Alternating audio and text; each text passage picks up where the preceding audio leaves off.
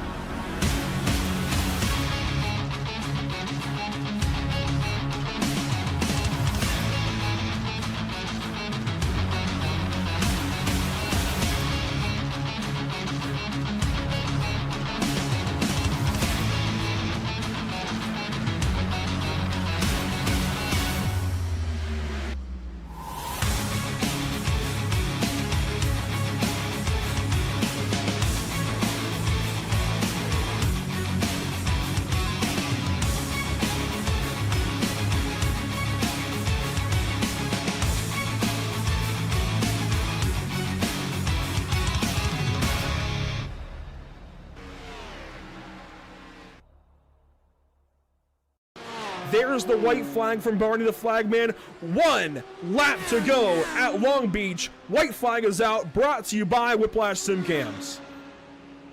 Yeah, can really hold him off. He looked like he's started to gap Cantonio just ever so slightly.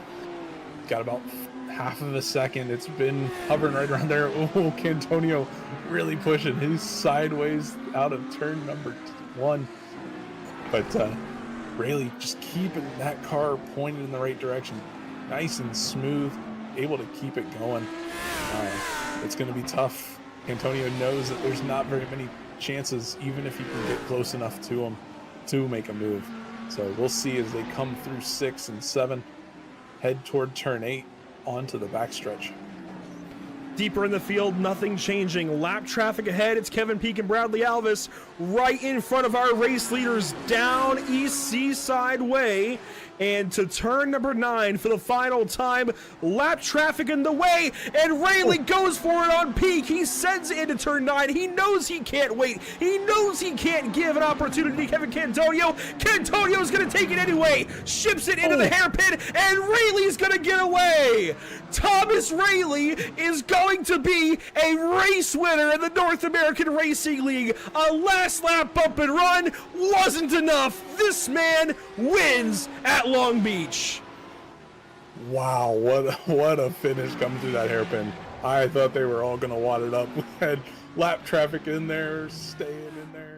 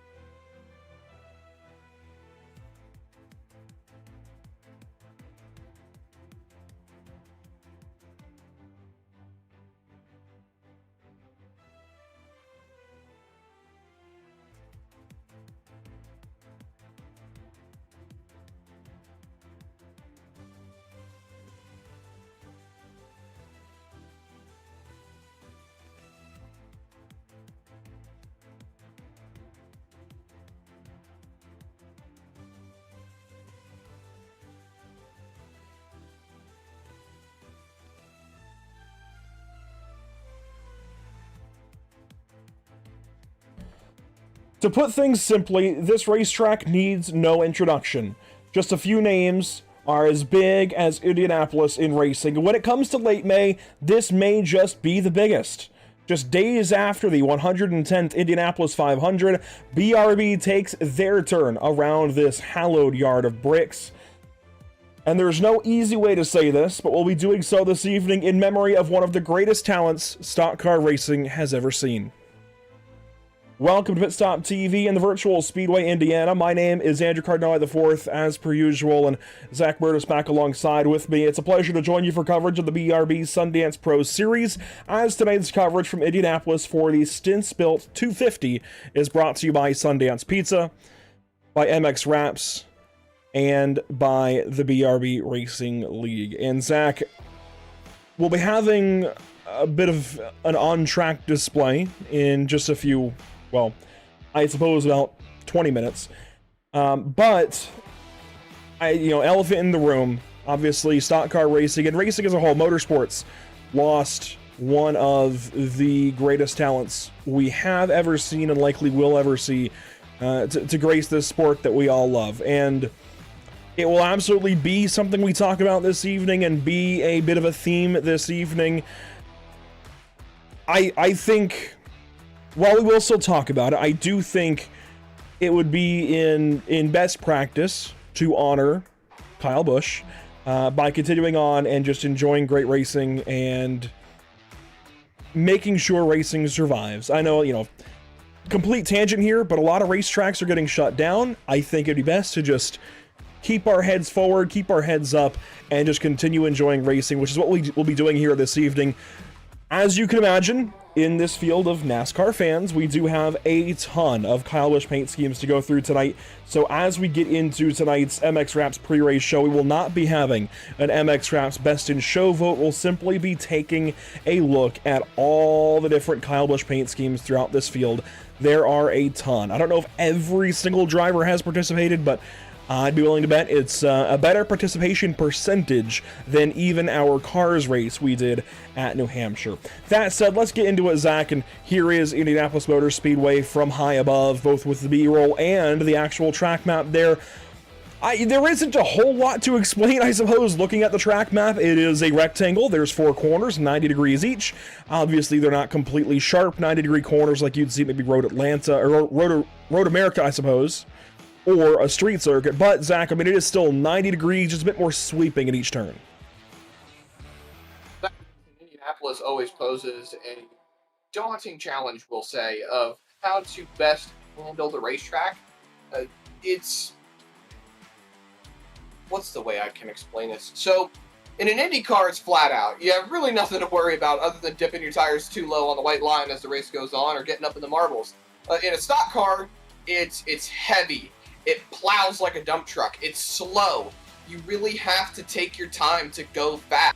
It creates an all different form of racing on a very similar racetrack. And what else is there to say about Indianapolis other than it's such a great place to be racing? It's definitely a very tricky racetrack, obviously. The Indy cars go around here at 240 miles per hour top speed. It's fast. It's fast. We're going to be sending these guys off into turns 1 and 3 in particular with really high speeds and not a lot of brake to lean on. So it'll be a lot of fun watching these guys attack each corner here this evening. Let's get right into point standings, then we'll talk to a couple of drivers here this evening. This is how things look after now 6 races here in the BRB Sundance Pro Series. We'll take a look at the schedule in a little bit, but here's the point standings. Coulter Clark on top, and I mean, the guys up top, they put themselves farther in. The guys in the middle are continuing to mix around. That's how it's going to go all the way until that chase cutoff. It's just a matter of who's actually on the inside or who's actually on the outside when that time comes. I do think, Zach, maybe it's too early to say this. This might be the best field this league has ever had. I think genuinely this is the most competitive we've seen the midfield in the 5 seasons now that we've covered BRB. So I do think that the competition continues to get better and better. We've had an influx of a handful of drivers, and I think this is a great point. Look at Zach Maddox. He's in the chase right now. He has gotten so much better, and he's not alone. There have been several drivers within the league, Coulter Clark even, that have just gotten so much better over the course of time while we've been covering this series. So it is a lot of fun to watch. But that is a look at point standings. We want to get right to drivers, and then we'll talk all about this all over again in a little bit.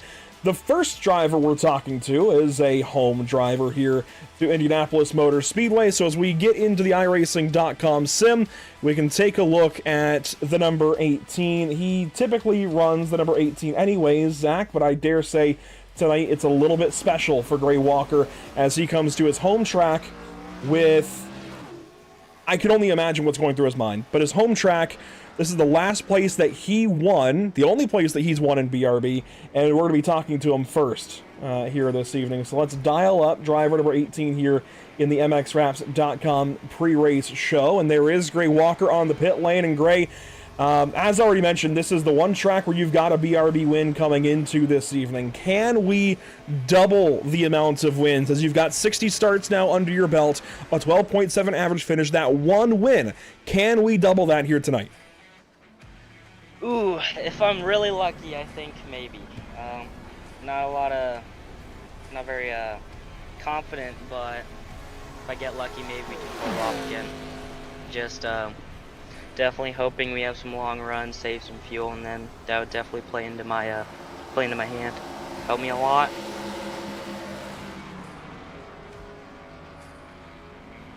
And Zach?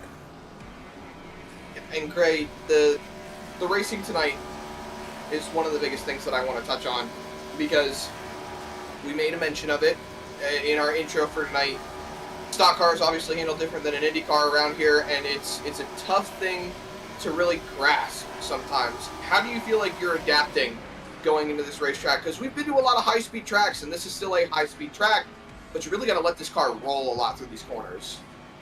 Yeah, for sure, I agree with that. You definitely got to be more patient, especially on the throttle, because I mean, you get really tight if you get on throttle early, and then you'll just smash into the wall.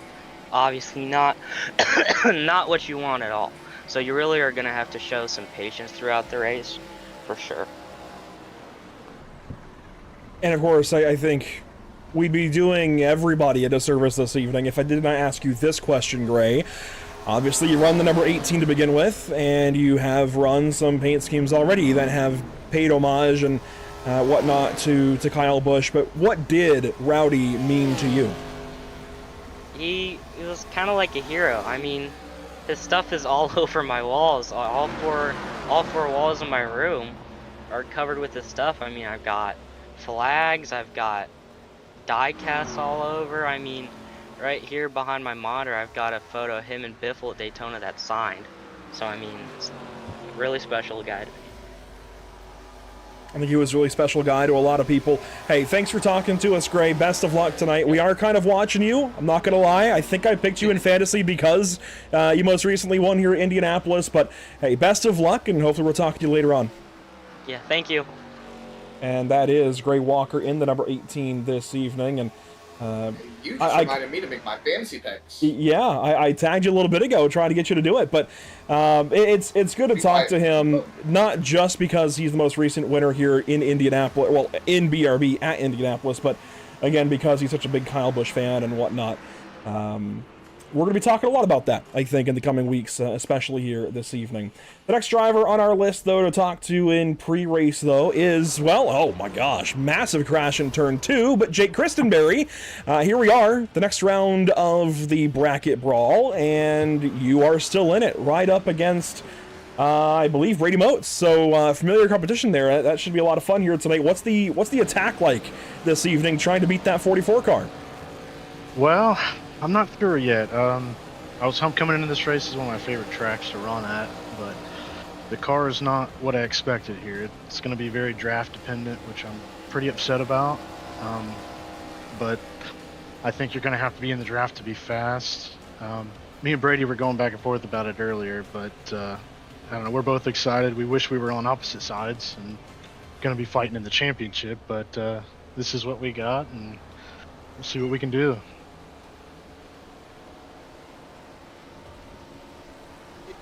With how things are stacking up going into tonight, do you think that this is going to be the type of racetrack that is going to benefit you in the point standings? Obviously, you're in the chase right now. You're just a little bit above the cut line. Do you think you're going to be able to expand that going into tonight? And do you feel like this track is going to complement your racing style in any way?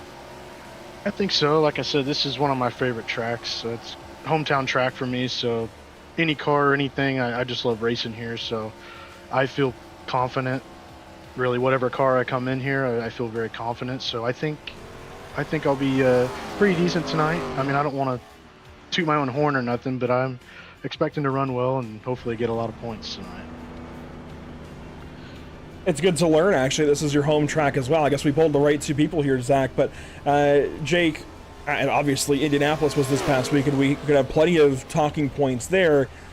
There's a big elephant in the room. We've already talked about it a little bit on the broadcast side. Obviously, it's difficult to get painters to get paint schemes made. So it looks like you're still in your Jordan paint scheme from the last few weeks. But the elephant in the room being, of course, we lost a great in the sport we love. What did Kyle Busch mean to you? Well, I mean, I would say in the last decade, he's arguably the best one we've ever seen, probably even beyond that. And, you know, I think it's easy to say that he could be on the Mount Rushmore. I mean, if you look at NASCAR as a whole, it's hard to even talk about NASCAR without mentioning Kyle Busch's name. So, you know, I think whether you're a young fan or an old fan, he's definitely, you know, made an impact on everybody in the sport as a whole. Hey, Jake, thank you for your time. I know I usually rattle stats off at you guys, and I'll do this here real quick before you go. 6 BRB starts so far, 10.5 average finish. No wins yet. But hey, you got a 50% top 10 percentage. That's nice. And you got the 15th best incident per race. Honestly, that ain't too bad. To be top 15 in that stat, you're doing something right. So best of luck tonight. I appreciate it, guys. There you go, Jake Christenberry, of course, racing for Dark Star Garage this season alongside Whiplash Racing. And with him, talked to Zach. I do, before we get to paint schemes and such tonight, because obviously we see a bunch out there, I do want to look at power rankings coming into this evening. It's going to be a weird mesh all night long of talking about Kyle Busch, talking about paint schemes, talking about the series at hand and the bracket. Power rankings, though, they look like this. Oh boy, things have changed, although not a whole lot. I mean, the top 6 all kept their positions. Their numbers all changed, of course, fluctuated. Coulter Clark bumped up a little bit as he got back on the right track with the win at Daytona. And I do think, give him another good run tonight, he's going to be right up there with at least Adam Buzzio, if not closer to Brendan Maddox. Of course, this takes in, you know, races on races of stats dating all the way back to season 5 still. So there's a lot going on here, but also worth noting, look at 10th place. This is the first time, Zach, at least I believe, maybe we have to check the tape, but I'm pretty sure this is the first time we've ever had 2 Maddoxes, both of them, on the same power rankings graphic.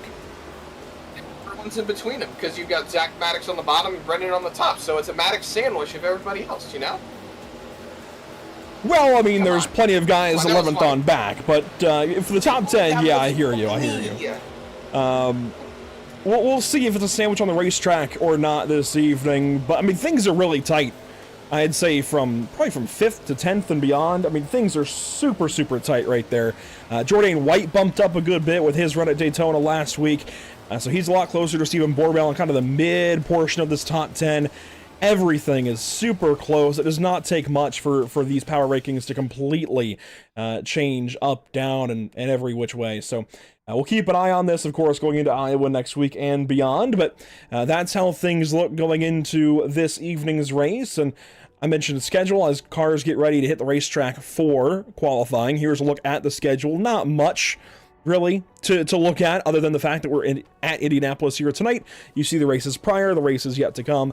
Iowa next week, the short track should be a lot of fun. But we've got cars heading on to the racetrack, Zach, and I mentioned, of course, this evening for a while. You know, I was a year old when Dale Earnhardt passed, I guess minus 10 days.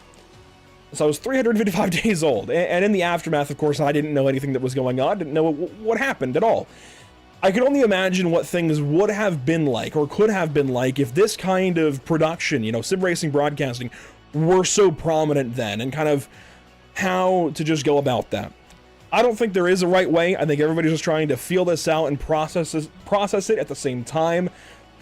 But I do think this is going to be a little bit powerful here, taking a look at all these paint schemes in just a moment here, Zach. I mean, we have a bunch of them. I do want to touch on the fact, though, that you do see the couple of colored number boxes there on the ticker to outline who is still in the bracket brawl. It is Johnny Wood Jr. versus Brendan Maddox, and Brady Motes versus Jake Christenberry, who we just talked to a little bit ago. So that should be a lot of fun to watch those guys battle it out tonight. Of course, we'll keep an eye on that as the evening goes on. But let's look through some of these Kyle Busch paint schemes specifically. There's Stephen Borbell. That is a nod clearly to his early career at Hendrick Motorsports. I'd say 2005. Early 2005 before they added the blue onto the nose of the car. Coulter Clark has got one of the Snickers rides there on the number 4. Nothing new for Evan Batinko, it looks like, this evening. Dustin Stallings, though, I mean, that When I think of Kyle Busch and terrorizing the NASCAR Cup Series, I think of that car right there, specifically 2008 at Richmond. Oh no. The first thing that floated into my mind was 2009 when he swept Bristol for the first time and was the first one to do it as Brady Motes goes to the top of the board. He's in one of those Kyle Busch throwbacks. That one is also reminiscent of his time at Hendrick Motorsports. In the probably 06 or 07. And Rafferty tops the board now as well in a 53-2. That looks like something that you might have painted, Andrew. I know you were telling me about it yesterday. That was Captain America Civil War. And he ran that one in 2016 at Talladega. Yes, he did. This was an interesting one to take on for Rusty Rafferty, but yeah, worked with him on this one. It's cool to see it come to life, and you can't really tell, but the Skittles, they don't have an S on there, it's KFB, and you know why. Caden Perkins out on the racetrack. I know he is going to be thinking of Kyle this evening. He's actually swapped out his usual Ford for a Toyota for this one. But there you see his car on the racetrack. I mean, that is the best Snickers paint scheme that Kyle Busch ever ran, in my opinion. It's just so cool. Dustin Stallings goes top of the board. How about Brendan Maddox? The M&M's Crispy, number 23 this evening. Run that 2015. That was a championship year. Oh my gosh, you're right. I think they added some diamond plating on there just for fun, and that's okay. We saw Rusty Rafferty. There's Brady Motes. We saw him as well. Carl Puller's out there. All the years in the NASCAR Nationwide and Xfinity Series, and just the flat black 54, much like Ty Gibbs runs in the Cup Series now. Yeah, that looks good there on Carl Puller's machine. Richard Wolfsburg's got one as well. That's paying homage to the most recent ride, the Cheddar's Scratch Kitchen number 8 that he ran for RCR. And then this one's cool as well. This is actually a throwback to a throwback for Ben Kinney. It's a throwback to a Kyle Busch throwback that was to the 2004 Elliott Sadler paint scheme. It's kind of a compound thing. It's hard to get your mind around. It's M&M's. It looks great. That it does. Can't argue with that. We've got only just a little bit of time left in qualifying as well. There is the 27. Dan Tire Stack Arrow. Yeah. I was trying to figure out. I stopped for a second, so I was trying to figure out where that scheme was from. That was the patriotic M&M's car. I think that he won here at Indianapolis. There's a good look for Dakota Bly. Not playing into the theme, but that's okay. And then Sam Dyer has got one on his car, it looks like. Waiting for it to come around. Oh, yeah, that's a good one. That's the Beechcraft truck that he ran probably, 2016, 2017? I was trying to figure out if anybody had done a truck scheme. Yeah, I think there's going to be a handful. I believe we have a couple of dupes as well. I think Cole Lewis and Scott Fritz in the same, but we will take a look here just a moment on the grid before we actually go through the grid. We will be doing something special here in just a moment, as Dustin Stallings has gone top of the board in qualifying. Of course, you saw it in the background. I think honestly right now, I think what we all care about right now over qualifying is the paint schemes. So I have no regrets there. But let's take a look at a few more. Dustin Stallings gridding up here this evening in the number 00. As they load in, there's Gray Walkers. We saw him, M&M's Crispy, kind of combo there with the typical M&M's colors there on the back half of the car. Cody Smith. The cameras are not playing very nicely at all. I guess we don't have a good camera for this in the front stretch, but we'll get a look throughout the course of the evening. Cody Smith out there in the number 1. That's one of the Traxxas trucks inspired paint schemes. Carl Puller, we saw his. Borbell. Jordan White has got a special one. Wait for it to come around the building, maybe, or is that the pagoda in the way? The building's here. In the way. The front stretch is like a valley at Indianapolis. It is just a pain. That's even worse. You have like a blimp cam by any chance? This is the blimp. There we go. It's coming around the bend. Oh. And there you see the M&M's mix, number 83 there for Jordan White. Eric Jensen, that's who it was in the Cars version of that Kellogg's paint scheme for Kyle Busch. Of course, we saw Wolsifers. There's Kinney in the 41 again. Clank, no paint scheme there. We saw Stockero. And Zach Maddox has got one. A white style. I mean, that classic one. Yeah, be more like the patriotic ones of old. Gavin Rogers does have one on his car. The Skittles, number 77 there. Ronnie Norman does not. Buzzio does. The zombie Skittles number 5. I like that. So, that said, Zach, we've got a grid to get through. Let's go ahead and do that before too long. And on pole this evening, on the ATVO starting grid, how about, hang on, there we go, Dustin Stallings alongside Gavin Rogers. Good to see them both up front. A couple of Toyotas leading us to the green. Ronnie Norman, Adam Buzzio, row number 2, followed by Brendan Maddox and Caden Perkins in row number 3. Your top 10 will be capped off by Jacob Quayle, Rusty Rafferty, Scott Fritz, and Brady Moats. Rolling outside the top 10, Johnny Wood Jr. and Gray Walker. A couple of guys looking to finish a little higher up today. 13th and 14th on the starting grid behind them, you'll find Cody Smith and Carl Pooler, with 15th and 16th on the starting grid in row number 8. That's going to be Stephen Borbell and Jordan White. Rolling off 17th and 18th on the grid tonight, Eric Jensen and Richard Wolsifer. And then rounding out your top 20, it's going to be Jake Christenberry and Ben Kinney. Back in the 21st spot, it's William Maple Jr. in car number 12 alongside Kyle Clank. A little farther back, Dan Stockero, Calvin Baumler, not the qualifying effort Baumler would have wanted out of the evening, nor is it for Clark, who will start 26th alongside Sam Dyer, followed by Evan Batinko, Dakota Bly, and Zach Maddox at the back end of the grid this evening. 29 cars ready to go racing. And as these guys enter turn number 3, we're going to turn the mics down, the music down, everything, and take a silent peace lap here in memory of one of the greatest, Kyle Rowdy Busch.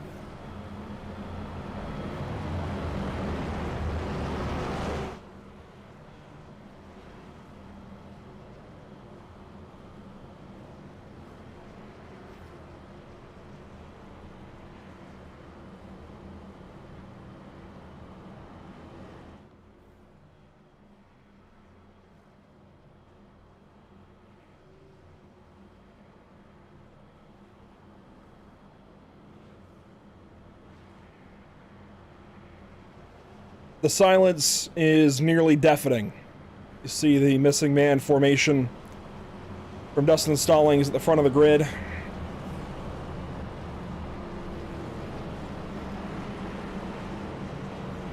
It's difficult, Zach. It's difficult. Difficult to even process and encompass, but a quick look at Whiplash SimCam's race details tells you this is a 100-lap race. 250 miles. The stage will be complete at the end of lap number 30.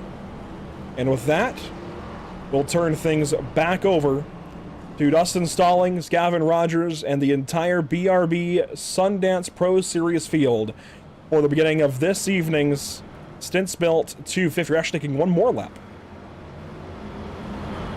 Yeah, the completion of the lap here. They'll reform and resume normal pacing So Stallings should bunch up to the back of the pace car after they cross the start-finish line. And we'll get ready to go green this time by. There you see Stallings forming back up and completing the missing man formation. No, Andrew, I actually didn't know fully what the missing man formation was until recently. And I'm glad that I knew about it before I had to witness it just the other day at the Coca-Cola 600. So it's nice to see these guys doing something nice for Kyle Busch. And you know what, Zach? Well, we asked a couple of drivers, and we'll ask some more later. What did Kyle Busch mean to you? You know, it's hard to put it into words sometimes because I was a Jeff Gordon fan, and I was the one who was very, very against Kyle Busch being able to win the 2015 championship after missing so many races and getting the medical waiver, and it really stung for a little while. But I had the chance to meet him at Cookout Summer Shootout, and I spoke to him briefly, and I got to really kind of get a bit of an understanding of the inner workings of certain things when it comes to racing, when it comes to legend cars, when it comes to NASCAR, and I always try to introduce friends and try to push them to do more. And I had a friend there taking pictures. These are pictures of Brexton that Kyle really liked, so it was nice to see that side of Kyle outside of the rowdy persona. So being able to understand and find a way to comprehend how drivers are outside of how they're portrayed on the racetrack or on TV camera it's really, really nice to understand. And I'm sorry I didn't get to have more conversations with them. As we exit turn 4, a quick look at weather conditions, then we'll turn things over to the drivers. 81 degrees in the air, 108 on track. It's warm. It is warm. These guys will be fighting for grip every lap of these 100 this evening. Let's get to it, though. At the Brickyard, BRB goes green. 100 laps. Here we go.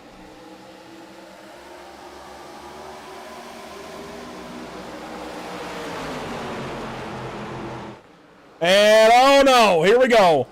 Lap 1, turn 1, it is a junk. A parking lot. Everyone's gone. A parking lot. And Throw your Caden fantasy Perkins. picks out the window. Yeah. One of the most excited, I think, for this race. Caden Perkins is going to be out of it early. It's Caden Perkins, William Maple Jr., Richard Wolsifer, Jourdain White, Carl all Pooler. of them. Or There's I'm just talking Jourdain. about drivers that have meatball flags. Yeah, you saw Carl. I don't know how he doesn't. Look at Carl Pooler's car. I'm not sure how he doesn't have one, but you saw Jourdain there. Ben Kinney's car is destroyed. Looks like Kevin Baumler might have gotten away okay. Borbell as well. Zach Maddox. I can't tell. He was at least at the very back of the field. William Maple, yeah, he's destroyed. Johnny Wood Jr. has no nose on that race car. And Everything else that's is big. okay. That's big for the bracket. There's Johnny. He's up against Brendan Maddox. This could be a quick bye week for Brendan Maddox if it's terminal for the 75. But we'll see. Let's go back and see the start of this race. This has started in all the wrong ways, that's for sure. I think it started with the 48. I saw Scott Fritz poke his nose underneath Quayle into turn 1, and there he goes. And Quayle then gets up into Perkins, and absolutely, that is what started it. Absolute parking lot. I mean, you know the saying, Zach, you can't win the race in turn 1, and I mean, by the book, technically, and this will be the part that stings for most of these guys. By the book, technically, Fritz did nothing wrong. It's lap 1, turn 1. I don't know if that move needs to be made right now.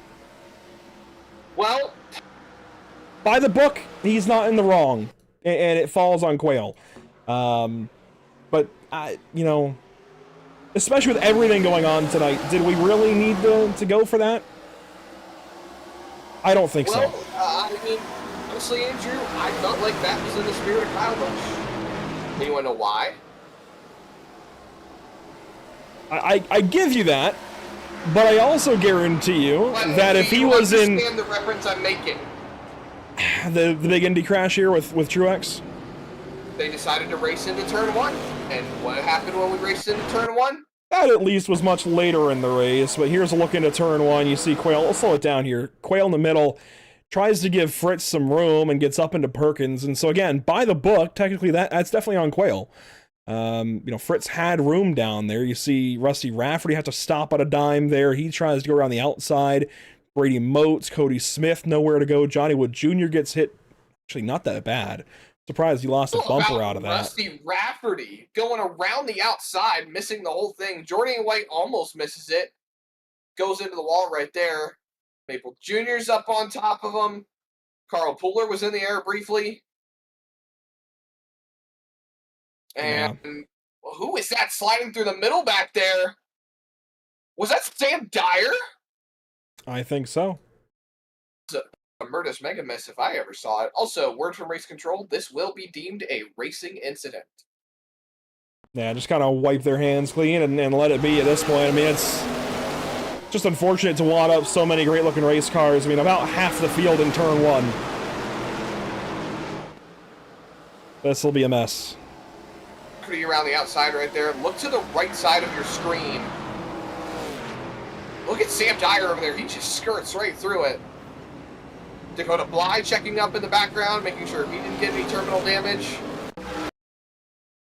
Here's the look from Sam Dyer's perspective.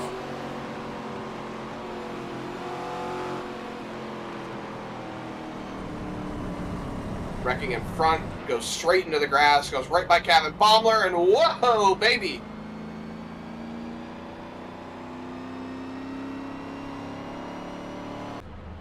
Well, Zach, the field is getting ready to go back racing. Albeit very reduced. Yeah, it's looking a bit more like Season 2 when we came here for Indianapolis. The very first broadcast we ever did for BRB. We only had about 17, 18 cars, I think, in that race, and that's about what we're going to have in the pacing field here until some of the stragglers catch back up. I do want to take a look, though, at fantasy standings coming into tonight. Here we go. Josh Conover. He has been very open about the fact that he is on top. I mean, he's leading the points. As you see, Brendan Maddox, second place. He moved up ahead of you and Carl Pooler. I'm at least holding steady in 6th. Super dropped down 1 spot into 8th. Brady Motes picked up at Daytona. He is now in 7th. Daytona and Texas did not go my way. And what sucks is that I had Johnny pegged to win the race. He's not even caught up with the field right now, so there goes that. There's still time to join the BRB fantasy game in the Pitstop TV Discord server. There you see some of the info. You can use that invite link there at the bottom to join the server, get in on it, and make your picks. Of course, today's picks are closed, but there's always next week. Here we go. Restart zone coming up.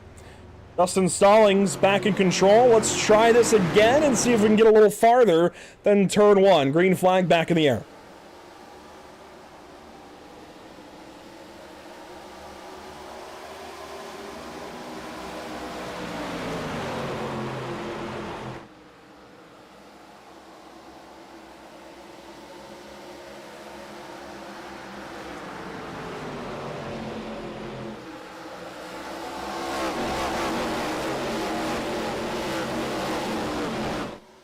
A much better run through the opening couple of corners of this lap, Zach. And you see the battle down to turn 3. Everybody's spread out. I think it's going to be a relatively calm start to the evening now that we've gotten through the storm. Through the storm? What are you talking about, Andrew? We still have 100 laps of racing. Well, 96 laps of racing left to go here in Indianapolis. I don't think we're out of the storm just yet. See them snaking down the front straightaway, trying to break the toe. Break that draft. No, the draft. It's got different names across different series, but the racing resumes all the more. Brendan Maddox falls in right behind Scott Fritz. They are mostly single file throughout the field now. Everything just kind of falling into place. They had the big smash 'em up, and now they kind of just want to settle in, get to that stage caution, and feel it all out. And you see the IndyCar snake down the straightaways. Ben Kinney sets the fastest lap of the race for now. Rusty Rafferty tucked in behind Brendan Maddox into turn 3. He takes a wider line into turn number 3 that time. And here we go. Dustin Stallings under siege. Here comes Gavin Rogers to the inside. Ronnie Norman going to side with Stallings for now. He's going to push the 00 up ahead and get the race lead back in the hands of the Season 4 champion. Bump drafting down the front straightaway, and Stallings is clear as Buzzio sets the fastest lap. He's going to get pinched. Rogers by Norman on that outside line. That sucks the air off the right-hand side. Gets another good run back to the inside, but Ronnie Norman still hanging tough on the outside line. That's just letting Dustin Stallings drive away.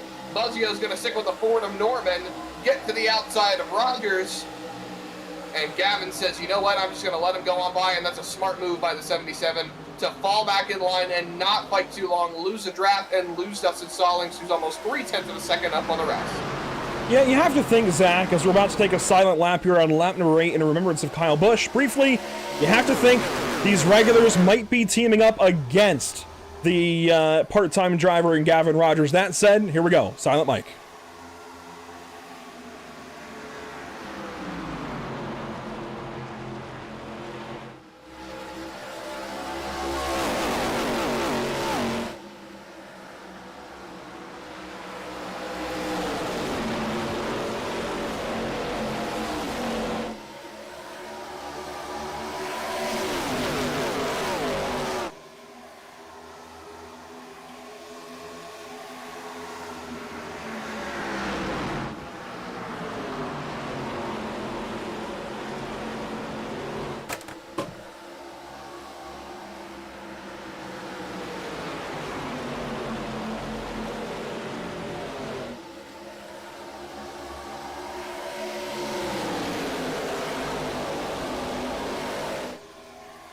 Everyone, you can blame the NHL app for the notification in that phone fall. Regardless,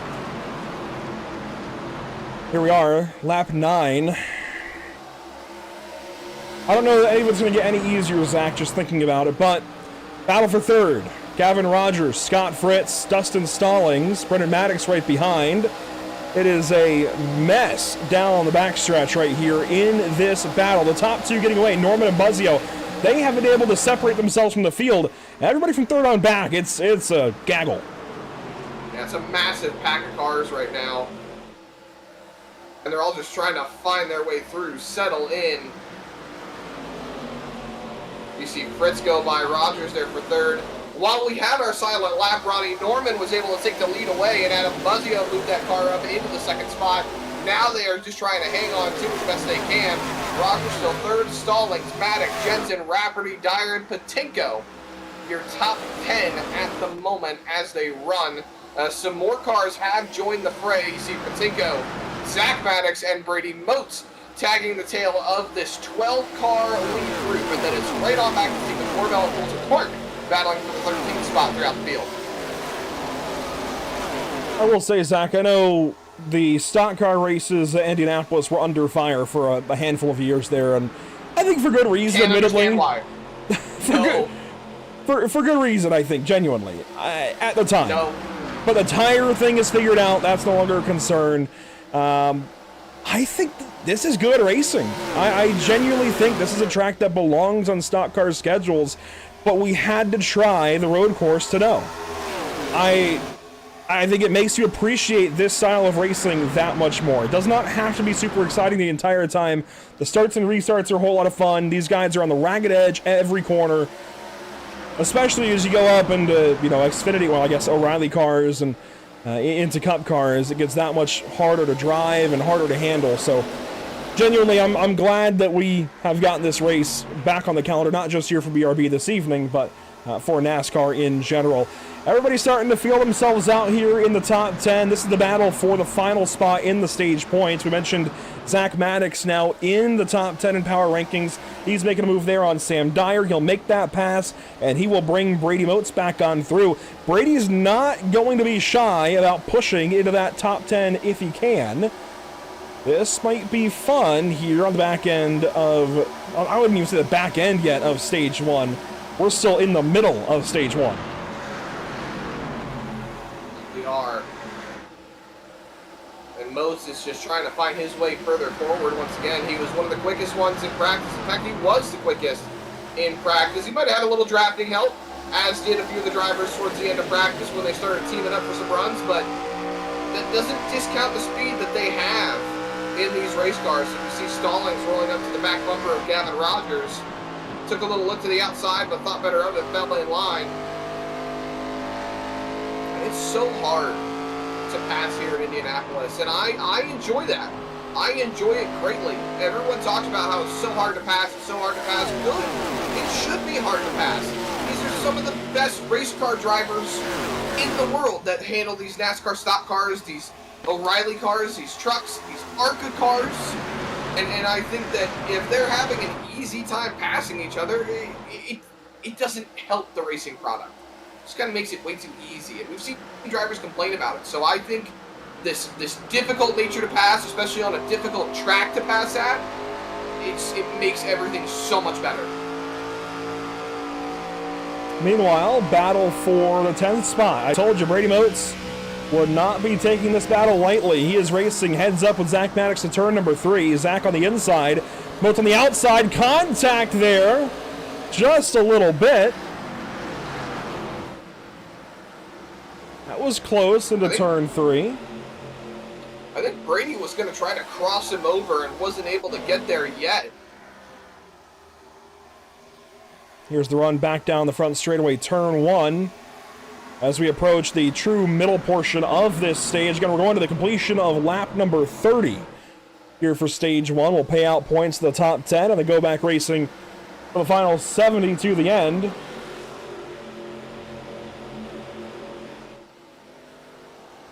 And Ronnie Norman's starting to get away here, Zach. I think he's a sleeper for this first stage. And, I mean, he opened up Daytona pretty strongly back to start the season. But we haven't really seen many opportunities for him to just get out here and do his thing and get away from the field. Tonight might be him turning a new leaf and getting up there higher up on the scoring pylon where he belongs.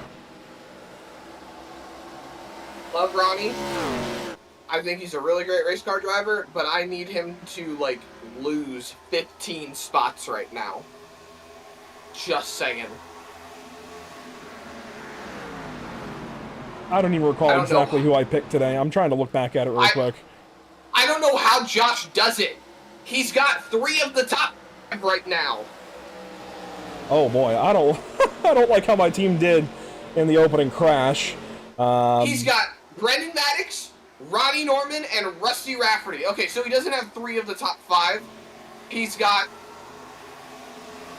the leader, 4th, and 7th. Meanwhile, my picks, I've got Fritz. Oh, dang, who else did I pick? Well, as we wrap up the opening half here of stage number 1, Ronnie Norman pulling the snake down the front stretch, trying to break the draft with Adam Buzzio, who's second. Stallings, Maddox, and Rogers your top 5. There is Carl Puller, finally leaving the pit lane. His car has been repaired. He is headed back out. The only 3 now in the pit still are Jordan White, Richard Wolsifer, and Caden Perkins. Looks like White and Perkins have called it an evening, but Wolsifer might still be trying. Although there is William Maple. He is actually still in the pit lane as well. Pooler just ended up a lap farther behind him. So we'll see what can be done, if anything, for the 12 car. We also saw Dakota Bly in the pits. He will head back out in his special Indianapolis paint scheme. I love this paint, I will say. It is fantastic. Obviously, I think everybody would have liked to see a Kyle Busch paint scheme, but it is a solid Indianapolis paint scheme, I will say. Oh, absolutely. That's a beautiful looking paint scheme, and if we did have an MX Raps Best in Show, that one would be on my list. Absolutely. Beautiful job right there. Fight back up front, though. Ronnie Norman still leads over Adam Buzzio, Dustin Stallings, Brendan Maddox a little bit up the racetrack right there. You saw him run about half the lane up. Then Gavin Rogers is going to sneak on in, try to find a way further forward.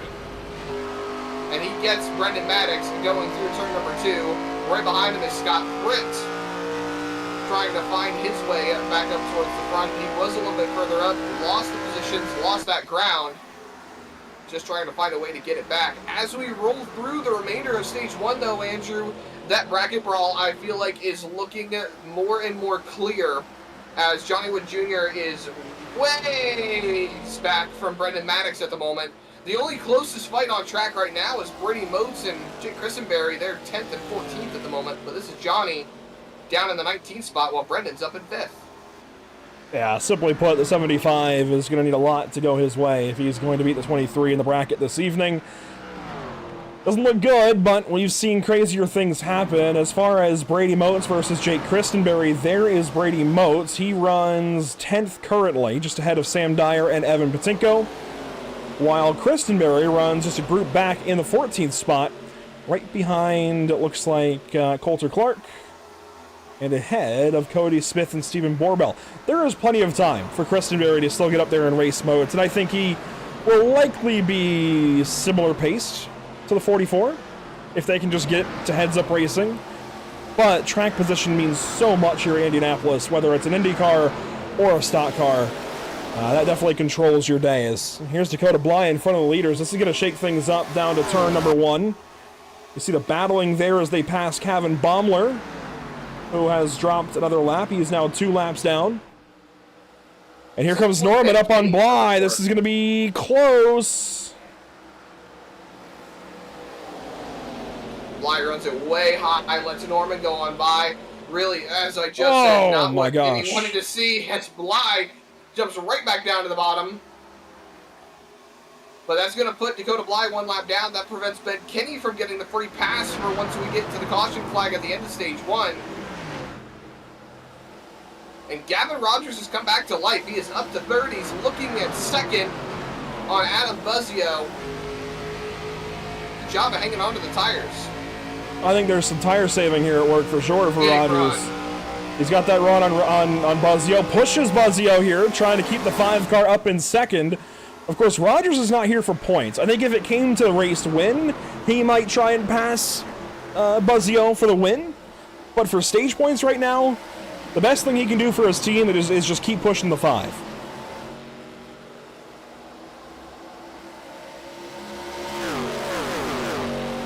I want to give a big thank you to our partners here with the series. You see some of the racing here in the backstretch, but briefly, of course, Sundance Pizza, MX Wraps, Performance Food Group, RevSimShop.com, Whiplash SimCams, and CC's Business helping us make these races possible with BRB. And a big thank you to this evening's presenting partner in Stints Built PC, and our partners here at the channel, Whiplash SimCams, MX Wraps, ATBO, Murtis Esports, CC's Business, the North American Racing League, Whiplash Creative, and TZO Designs. If you're looking for an MX Wraps Best in Show vote, we did not forget tonight. It was an MX Wraps request to forego the Best in Show contest this evening and simply focus on who we have lost in this past week in Kyle Busch. And, you know, Zach, I asked you right before we went green, you know, kind of what Kyle Busch means to you. I've been very open, I think, of the fact that I have always been a Dale Earnhardt Jr. fan. I grew up a Junior fan, and therefore in 2008, when Junior and Busch had their run-in at Richmond, I pretty much picked my side of the fence. I think at 7, I was maybe just still a little bit too much out to lunch to really understand what went on at Texas. But when we got to Richmond and everything happened there, I understood a bit more. Hey, Junior almost won. He's not having a good year, and now he's in the wall because of the 18. To heck with the 18. That's how my brain worked at the time. Obviously now, some 18 years later, I can look back and realize just the generational talent that Kyle Busch was, and will likely never see a driver quite like him ever again in motorsport in general. And, you know, the number that everybody likes to give to Richard Petty is the 200 Cup wins, and that's fair, that's fine. That was a different era, a bygone era. The closest thing to it would be Kyle Busch's career, because he ran so many times each week, just like they did back in the 60s and 70s. Kyle Busch would run 3 races a weekend, and he would win them all. 234 National Series wins in NASCAR, the most of anybody. And I think that might be the most straight-up comparison to Richard Petty in the modern era.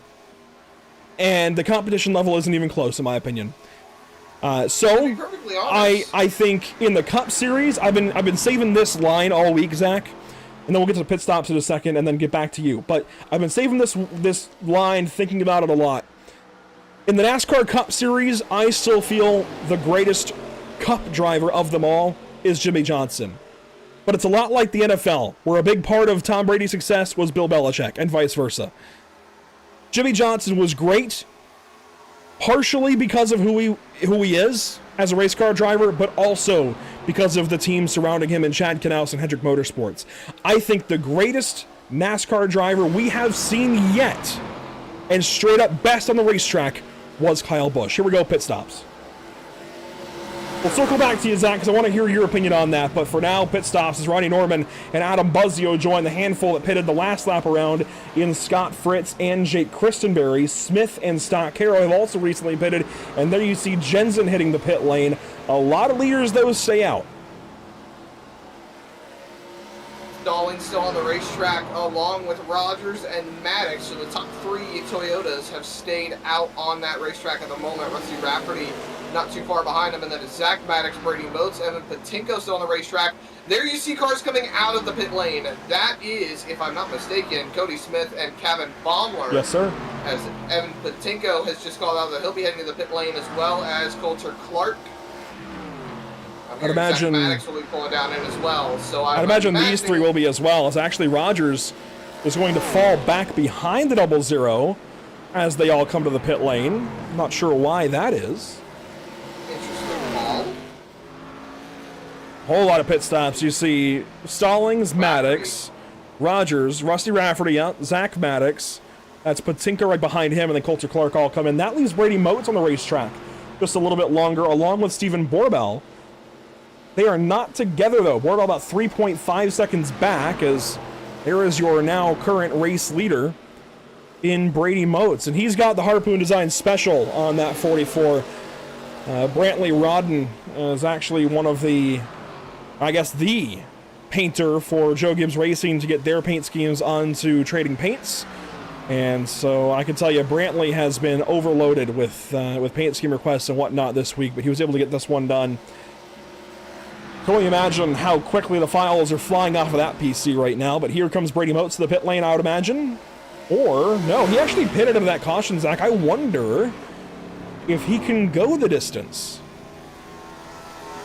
Might be able to. He's getting a big old push from Cody Smith right now.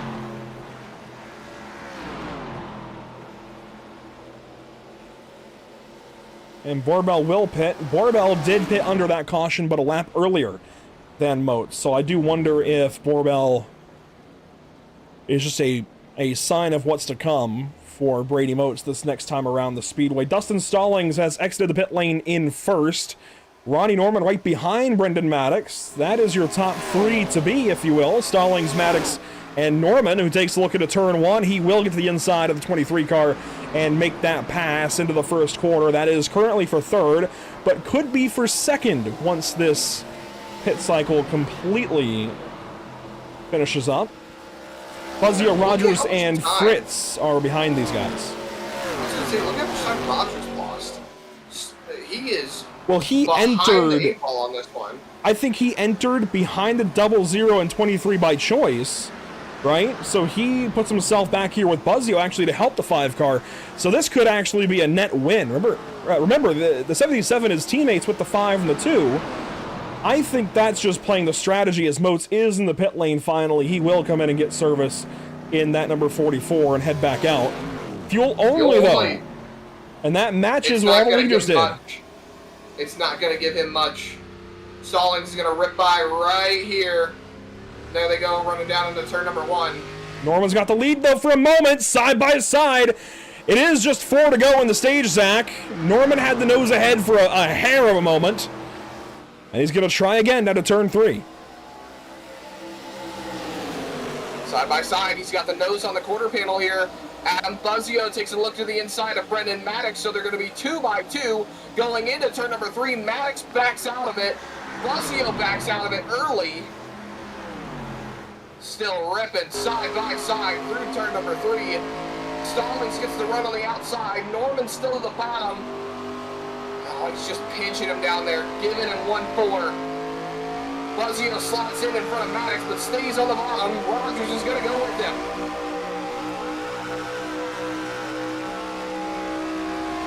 You see the 5 pulling alongside the 00 into turn 1. That's because the 17 got clear into turn 1. This is your top 5, battling with now 3 laps to go. Behind them, it is Fritz in 6th, Moats in 7th, then Maddox in 8th, Rafferty in 9th, looking at stage points, and Patinko currently in the 10th spot. That is just over Coulter Clark and Stephen Borbell. That might not last. Here comes the 4 to the inside. This is for the final stage point in stage number 1. So Coulter Clark goes on through, trying to keep that streak alive of earning stage points in consecutive races. Oh, a big dive to the bottom right there. And Dyer will follow. Here we go, right back to it. The train down the front stretch, the snake.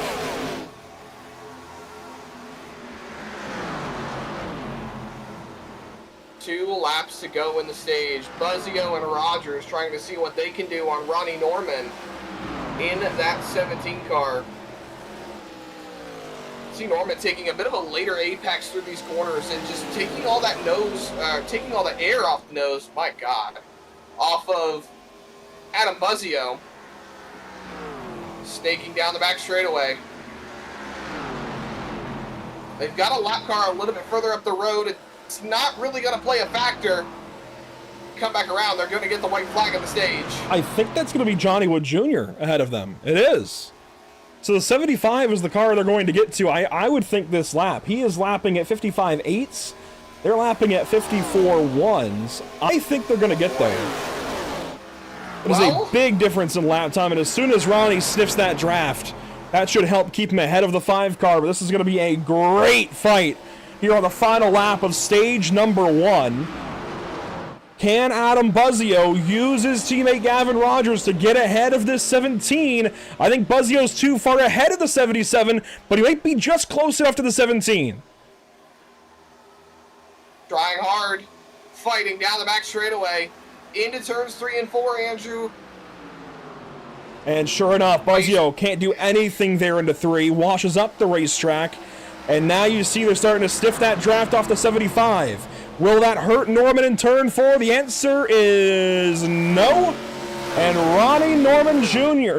I keep doing that. Ronnie Norman will work down the front stretch and collect the green and white checkered flag in stage number 1. So 10 points to the 17. That'll be 9 to Buzzio, 8 to Rogers, 7 to Maddox, 6 to Stallings, 5 to Fritz, then 4, 3, 2, 1 to Moats, Maddox, Rafferty, and Borbell.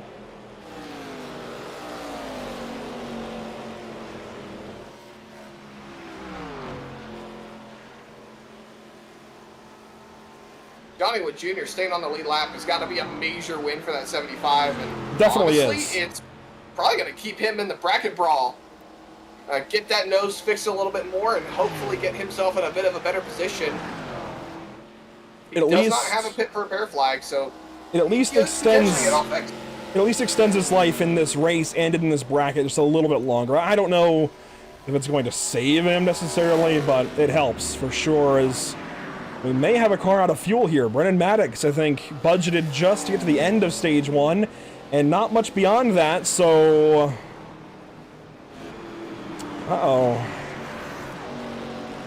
this could be a problem. Right now, he's wishing that fuel percentage was just a little bit higher. I think a lot of people budgeted. Look at them all just trying to make it in. Well, to the pit that's lane. interesting, Zach. It opened the pits, it looks like, to a handful of drivers that were at the back end of the field. This is going to infinitely benefit the 4 and maybe even still the 23 if he can get a push back to his box. The problem is the leaders couldn't pit that time. I'm not seeing any black flags going around, so I think iRacing opened the pits to these drivers. I can't imagine Coulter Clark surely would not have pitted if not for the pits being open, right? Now Maddox obviously He's rolling at 13 miles an hour. Is he even going to make it back? That's a Looking great question. on board with the 23 car, I mean, he is just cruising as much as he possibly can. He's still got the foot in. He's still got RPMs. He probably wishes they had even like a 71% fuel load. I mean, that 1% probably would be enough. Is actually Clark is going to try to help him. He's got to make sure he's not phasing through the car first. As someone's engine just let go on pit lane, but Clark will end up helping the 23 get back to his box. That should keep him from going a lap down. That could be a huge, huge difference maker. We talk about Wood still being in the bracket. Did he push him too far? He didn't push him far enough. He's still got to get down to where Quail is. And here come the leaders down the pit lane right behind the 23 car. Are they going to help him? Probably not. You see the 23 right behind the 5 there on the pit signs. He's going to make it. He's so close. I don't He's know. right there. If you can just get one little bump, it'll keep him alive. But now he's in the pit stalls. It's going to be barely as the whole field gets into their boxes. But hey, Zach, that is a lap. Hey, that's a lap lost for Maddox while Wood stays on the lead lap. That's big. If I was Brendan Maddox, I'd take fuel and roll, but everyone's already out of the box. Ronnie Norman's going to win the race off of pit road. Everyone's going to fall right behind. And we will dial up the driver of the 17.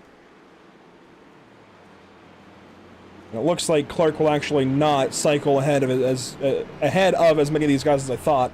I think that's mostly because he pushed the 23 down half the pit lane. But let's bring in stage 1 winner. That is going to be Ronnie Norman, who commandingly will take the stage 1 win. Ronnie, that was a solid way to get the night started, I'd say. The number 17 out front, a handful of laps led. But how do you keep this up the rest of the evening? 70 laps is a lot farther than 30. Yeah, it ain't wrong with that. I just I love coming to Indy, home race for me. So a lot of laps logged around here. Not in the ARCA car though. This is definitely a new thing for me. So yeah, just was able to get a good pit stop done. Just want to give a thanks to Adam there for giving me the push to get by those Toyotas, because I definitely need a little extra help doing it. So thanks to him, you know, try to keep them Toyotas behind us. But yeah, no, car feels good. Everything feels great right now. Just trying to keep it out of the wall. Got a little tight there toward the end of the run, which, you know, it's going to happen. So, yeah, no, it's a fun race so far. But yeah, like you said, hopefully we can keep it up front and keep doing what we're doing. And of course, it's still early in the season, but this isn't a very long season. Only 13 races of regular season. That means this race is smack in the middle. So we're already starting to have to think about the chase and how each driver is going to try to get there. Obviously, only 12 make it. You enter tonight down in 16th, 17 out. How fitting for your car number. Obviously, those 10 points are going to help bump you way up. I mean, Gray Walker didn't get any. So that there is 10 of the 17. But how, I guess, beyond just tonight?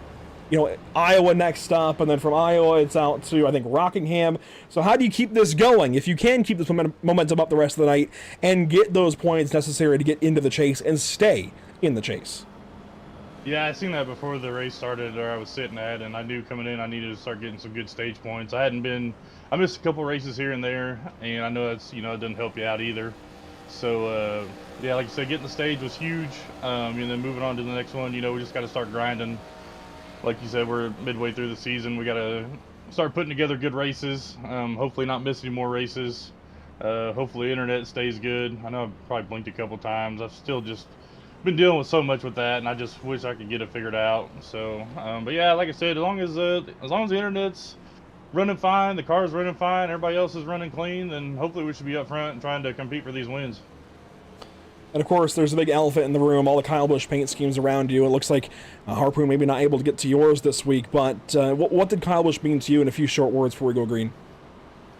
Oh, it's just, you know, one of the best of the best. Even, you know, when you come to Indy, that's the only thing that comes to your mind is those 3 wins in a row that he had back to back to back at the Brickyard, and, you know, that'll never be forgotten for sure. Ronnie, thanks for your time. Congratulations on the Stage 1 win. Best of luck. Thank you. We'll get him moved back up just in the nick of time here for the restart, Zach. So there goes Ronnie Norman back to the team chat. Here we go, restart on the way, restart zone, and boy, a much larger field of cars this time, just all in one single file line at the bottom. Stage 2 underway here at Indianapolis.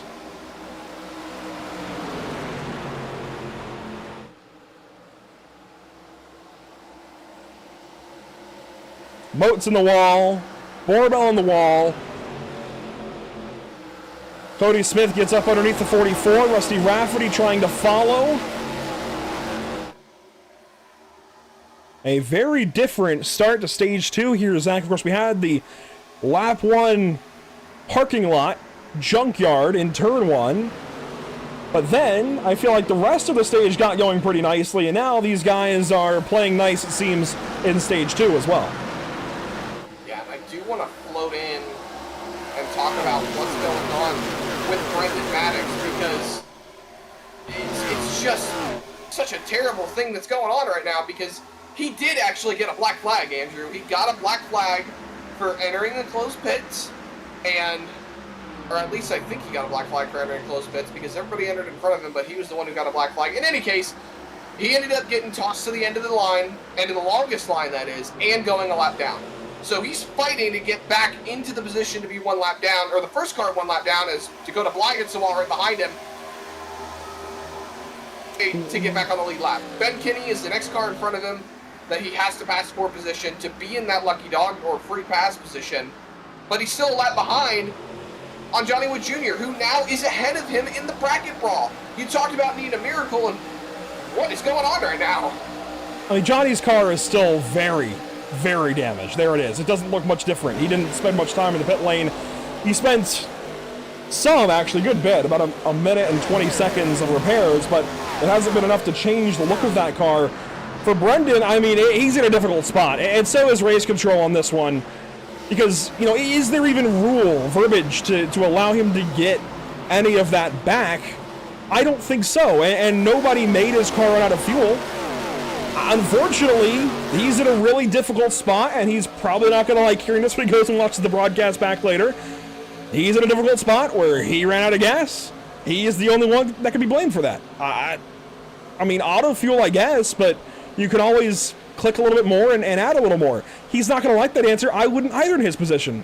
But frankly, Zach, that's what it boils down to.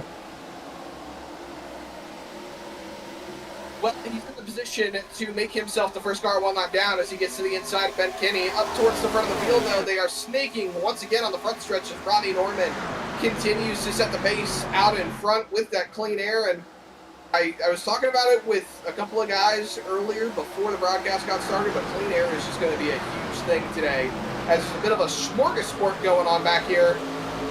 Maddox moves on by Ben Kinney, so if the caution came out right now, he would be your free pass position. And it would be no contest once he's back on the lead lap to get by Johnny Wood Jr. with the damage comparable to the clean car of Maddox.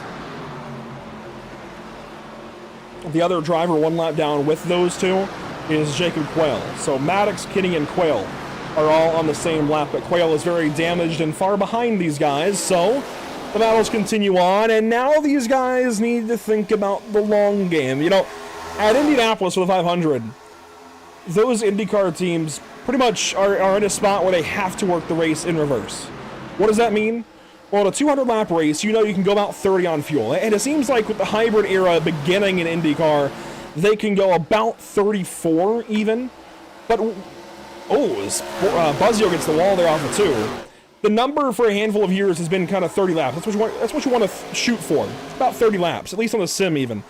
I don't know if it's changed on the sim. Point being, let's say 30 laps. So you're going to back that up. You want your last pit to be on or around, well, really on or after lap 170. But on lap 170 is a good bet. That way your car is light at the end of the race.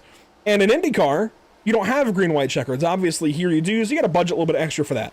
Point being, you want your last stop to be 170. So you back up from there. You want your last pit to be 140. Back up 30 from there. 110. Back up 30 from there. 80. Back up 30 from there. 50. Back up 30 from there. 20. So that's kind of the strategy going into the Indianapolis 500 for a handful of years now. The hybrid era, again, changing things a little bit. But that's working the race in reverse. These guys now have to do that on the fly for this stage. They went back green, what was it, lap 34, I think? So they're now trying to figure out how far they can go on a tank and work the race a little bit in reverse. It seemed like they can go about 24. Okay, so let's back up 24 from the end. Let's even say 20 so you have some fuel for green, white, checkered. These guys are now trying to time themselves to be on the pit lane for the final time around lap 80, give or take. Obviously, cautions can mess all this up, but say lap 80, back up 24-ish from that, we'll say 56. So these guys now have a fuel number they need to get to, about lap 56. I think they can get there pretty easily, Zach. It's going to be interesting seeing if we have anybody sit back and save, or if these guys still want to push for that track position just in case there is a caution. What was it that Kyle Busch said? It don't matter how much you save, there's always going to be a green, white, checkered. Pretty often, yeah, pretty often. I don't know, I mean, I want to say I don't know if we get one tonight. I think it's a decent likelihood we get one tonight. These guys are all kind of, we saw from lap 1, right, just chomping at the bit, not wanting to waste any time to go forward if possible. So I don't know that I would bet on it right now, but if you ask me around lap 60 or 70, I might have a different answer.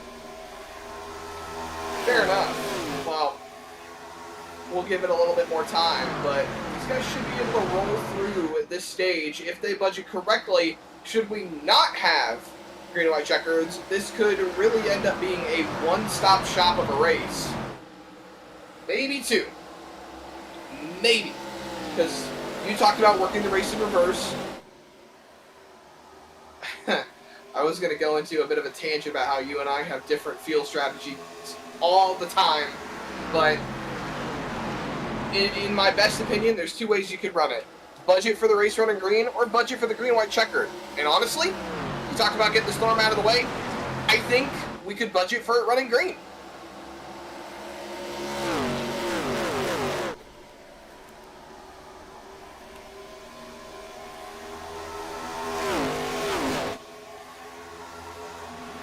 Getting closer and closer to finding out. Obviously, still a long ways to go. Let's check out some of the midfield. We talked earlier about Rusty Rafferty being impressive at the get-go of this race. He is racing with Scott Fritz and Dustin Stallings, and Zach Maddox for that matter. I'm not going to say Rusty is punching above his weight class currently, but he is having an exceptional run this evening. He is looking very, very strong. There's quite a few guys punching above their weight class right now. Showing up and showing out, especially on these style of tracks. And I'm going to put Zach Maddox into that group just because he has recently been showing a lot more speed and finding his footing a little bit more. Obviously, getting the breakthrough win at Daytona earlier this season, can't go without talking about that. He has done a fantastic job of keeping himself in the hunt, and with a lot of the big names getting shot out of the race tonight, that really, really helps him with keeping that points gap only 6 points above the cut line. He's honestly, Andrew, gone a little bit backwards since Daytona, and now he's looking to rebound a little bit more as we get into the summer stretch. And, you know, I really feel like he's done a good job tonight to keep himself in it. And Sam Dyer also punching a little bit above his weight class. We see Dyer usually running a little bit further down towards the, what is it, the high teens, just above the top 20. He's doing a good job of keeping himself in the mix. Who's he got right behind him? Gray Walker. Gray Walker has put himself back into this one as well. Yeah, I was noticing the 18. It seemed like he was back in the field all of a sudden. I thought his car was much worse off. He is still 7 laps down, admittedly, Zach, but, I mean, yeah, at least as far as location in the train there, yeah, he's packed up behind 12th place, so...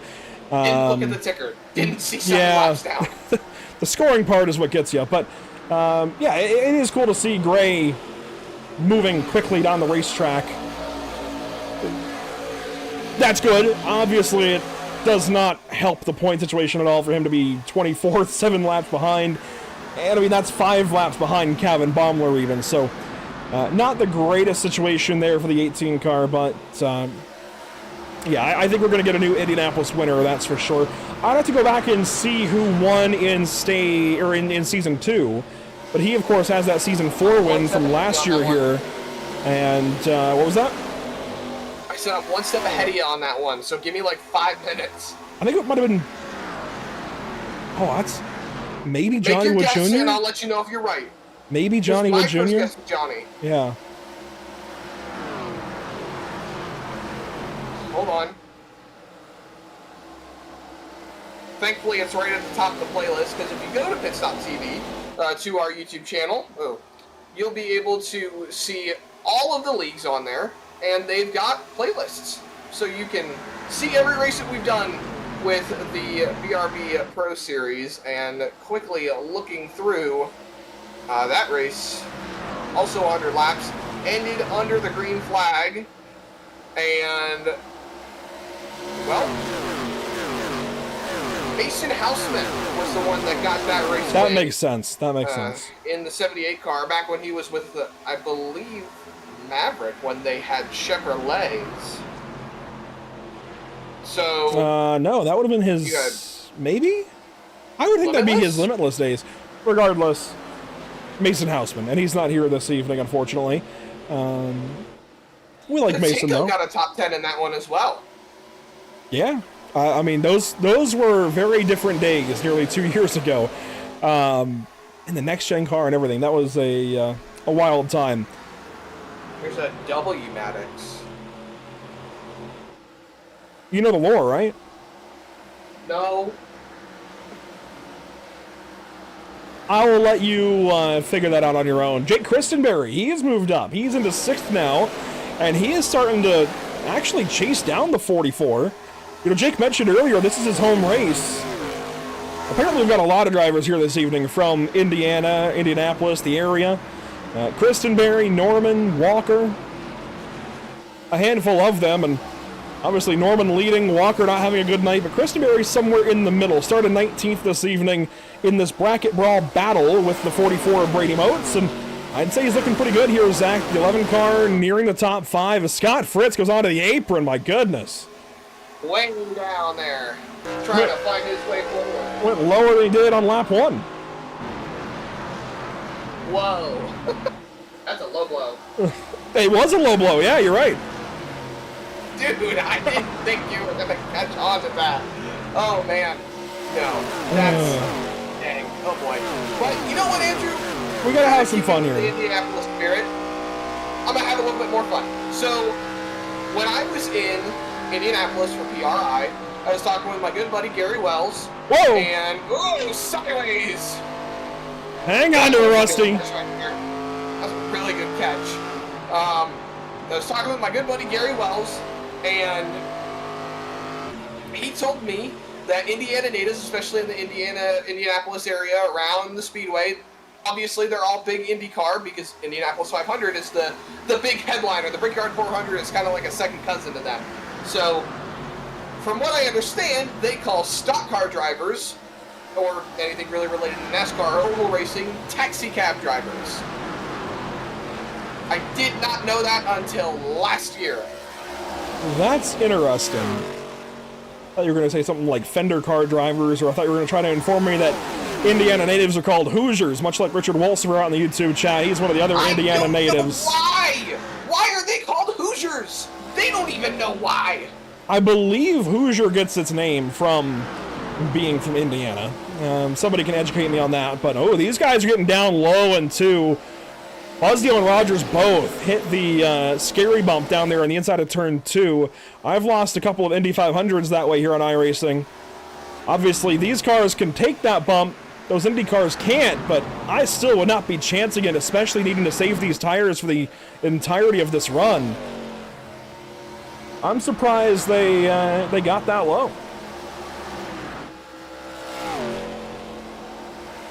Some great battles back here, though. Look at this. Scott Fritz, Cody Smith side by side. Stallings going to help the 48, it looks like.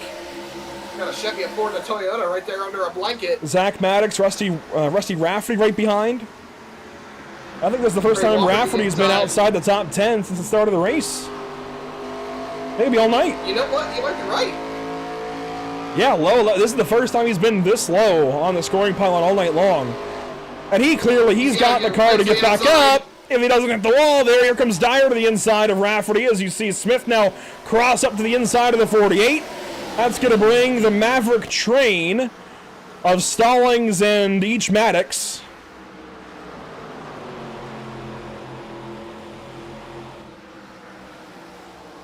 Boy, this is some very interesting racing happening in the midfield. It's right in front of Zach Maddox. That stunts the run on the 14, backs him up to Brendan, and Sam Dyer's going to get to the back bumper of the 23 car. Gray Walker still the inside, the lap car fighting that 35 tooth and nail. Now down to the inside. Oh, actually, that was Rusty Rafferty. I don't know why I thought that was Gray Walker. It's all the Kyle Busch paint schemes. Now it's starting to trip me up a little bit. Inside, he gets into Rafferty. Pushes him up the racetrack a little bit. He's trying to finish the job. Wow. It's close. Oh, there goes Coulter Clark. Gray Walker's back in it. Called poor. Big incident down the back straightaway with a bunch of lap cars. And Carl Pooler takes a nasty hit to the inside wall. Gray Walker, I think, had the biggest of them, though. He's just trying to mind his own business. Kyle Busch fan, 7 laps down. Coulter Clark, the other car involved, and that 4 car has seen better days. Gotta hate it for Coulter. He's the points leader right now. Gotta love it for Brendan Maddox, though. That's gonna put him back on the lead lap. Not what Johnny Wood Jr. wanted to see. It's like it's feast or famine for Clark this season. He's either winning or he's having a terrible night. Let's go back a little bit farther and really set this up here. So you saw the 35 get checked up as he took the 43 up the racetrack. Here that is again. But he just missed too and carried Rusty all the way to the outside groove. He was then slower off the corner. And Clark just, I mean, that looked like Ricky Stenhouse trying to miss Ross Chastain the other night. I mean, I'm not gonna lie to you, it's gonna be a shot in the dark. I feel like maybe Clark wanted to bump draft him and really didn't realize the closing rate. I think he was trying to find a way around. I think let's give it one more look, this time from his onboard perspective. Wow, that was almost another big hit. But I want to see, Ben Kinney did a great job back there. I want to see the in-car, like, driver's eye POV. Let's see it here for Coulter Clark. I think, Zach, what he's thinking here, he sees all this happening ahead, and when Sam goes down the racetrack, I think he thinks that Sam's coming back up right here, so he swerves left, thinking that Sam would come back higher. And, I mean, he fumbled that hard. He wasn't in the wrong mind for thinking it, but that was not going to work out for him at the end of the day. Ben Kinney there with the miss, and a Murtis Esports Murtis Mega Miss nomination. But pit stops are going to be underway for these guys. I just want to see really quick if the 35, honestly, I was so focused on the 18 and 71 getting in it. Did Sam hold it straight after that? I wonder. He gets hit really hard. That's going to wreck most cars, I would think, but this ARCA car is just so planted, so much downforce, he keeps on going. Like, oh, it is but a scratch. And so, pit stops. Dustin Stallings in here, everybody else hitting the pit lane this time. I think everybody wants to take service here. Zach, I mentioned you might want to aim for lap 56. This is 54 as they pit and head back out. Norman gets the race off the pit lane over Buzzio, but not by much. Bracket brawl right now. I hate to be floating back to it so much, but it's a good talking point because look at the pit stop positions. Brady Moats barely getting out in front of Jake Christenberry. They are, what, within 2 spots of each other, so they're going to be lining up nose to tail on this restart. Brendan Maddox is back on the lead lap now. So that puts Johnny Wood Jr. in a bit of a hole. Maddox is on pit road right now. Johnny is... Where is Johnny, actually? Johnny is also on pit road getting more damage fixed as well. Yeah, both trying to get their races back headed the right direction. Let's bring in a driver we seldom get to talk to.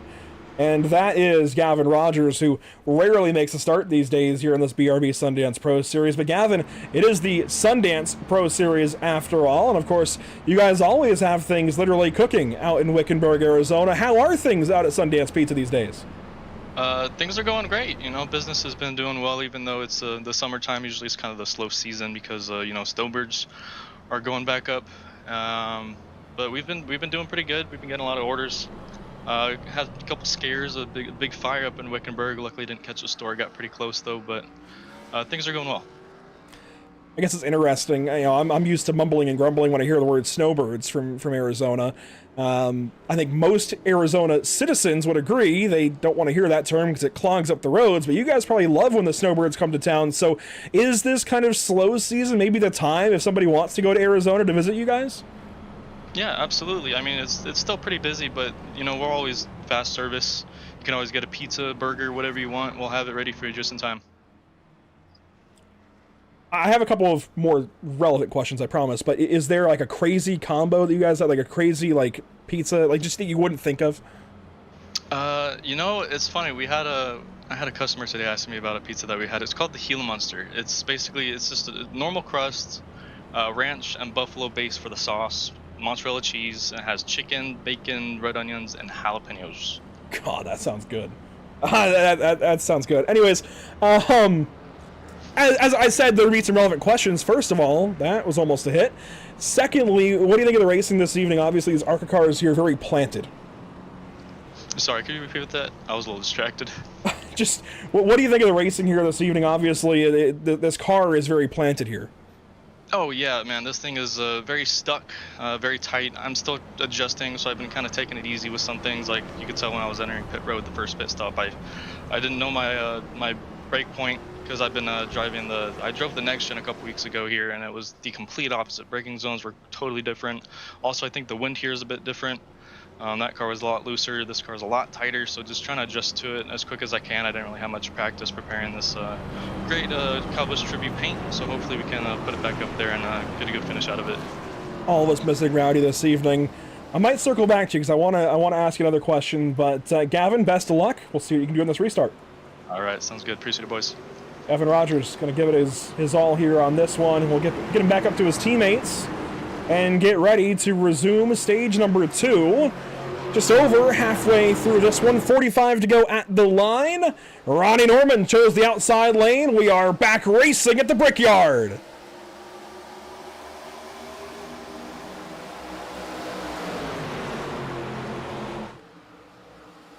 Immediately you saw Moats head to the bottom there. He gets ahead of Christenberry, and he's going to say bye-bye to the number 11 car, who gets hung up on the outside lane, Zach. He's now got Fritz in his mirror. Things are a-changing out front. More like stays ahead of Christenberry, who's now dropping further back, losing to Buzzio, losing to Borbell, losing to Rogers, and might even lose to Fritz here, down into the corner, into 3. Fritz to the inside of the 11 car, and that is some big separation between the 44 and the 11. A little bit further back, you can see Maddox is in front of Johnny Wood Jr., so the bracket brawl taking shape of what we saw early on in the race. A couple of cars ducking down into the pit lane. I think that's just Coulter Clark trying to serve his black flag, but Zach, it doesn't seem that he's been able to do so. Don't tell me. Well, hang on. Let's just go back. Let's see this. Of course, I think he was placed at fault for that crash in the backstretch. Stockero pulls up right behind him here. And let's just see what happens off of turn 4. Of course, the 4 is a bit slower. He's got that damage. Trying to get to the pit lane, hits the brakes, and oh. Okay. I think he wanted to get another penalty because he's actually, trying to serve his penalty. So don't want to double stack on those penalties. Yeah, that's a little interesting to look at. That's... Whoa, look at that move from Moats to cover up the 5 into turn 1. We saw it at Daytona, and I think it definitely irked a few drivers when the season got going, how willing Brady Moats was to block a little bit in that race, play Pied Piper. I do believe one of his favorite drivers is Dale Earnhardt Jr., much like myself. So trying to play that role a little bit maybe at those super speedways, he is blocking like a madman. And I know that Adam Buzzio was a bit outspoken about it. So I'm curious how this battle is going to evolve. I can't imagine driver chat is very quiet right now. It's not. He was not quiet at all. I can tell you for certain, verbatim, Brady, I'm going to dump you. Gotta be careful. Brady playing defense, trying to pull the challenge up to Ronnie Norman. And the Whiplash guys and the Dark Star Garage guys have a bit of an alliance here as well, so pseudo teammates up at the front of the field. Not a bit of an alliance. They're in the same Discord channel every week, working together, trying to get faster. So it will be effectively teammates at the front of the field between Norman and Moats, but also effectively, well, not even effectively, just straight up teammates, 3rd, 4th, and 5th, Buzzio, Borbell, and Rogers. And you got Fritz and Christenberry right back there. Cody Smith as well. 2 Dark Star Garage entries right there, just hanging tough. You know, this season to get started, Zach, the first 6 races have all been won by Toyotas, and it's largely been Toyotas in the top 3, top 5, everything else. It's been all the Toyotas, whether it's Maverick, Blackbird, even Spirit a little bit. So here we go. This might not be pretty, Zach. Oh my gosh. He made it work. He made it. He got For by. now. For now. They're still rough up the 44. Borbell, maybe a shot there into turn 2. But it seems like it's a lot of forwards out front today. Is that going to change? We'll see.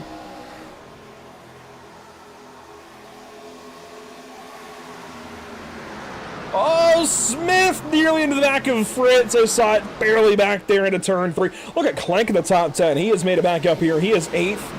As Moats looks back to the inside of Buzzio there at turn 4. The door gets shut.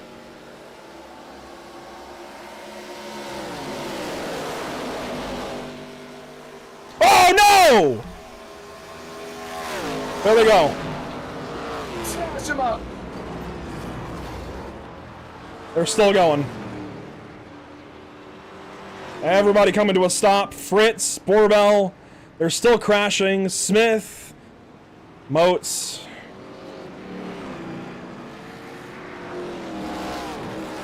Smith is junk. Scott Fritz is junk.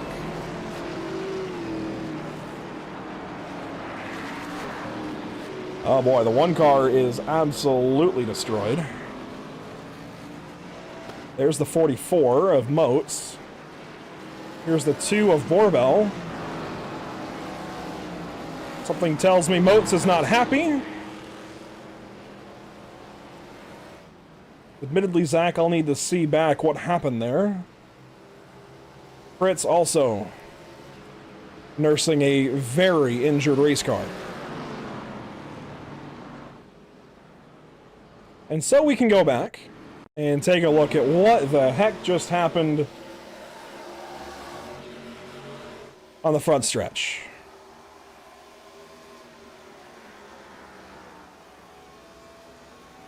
My lord.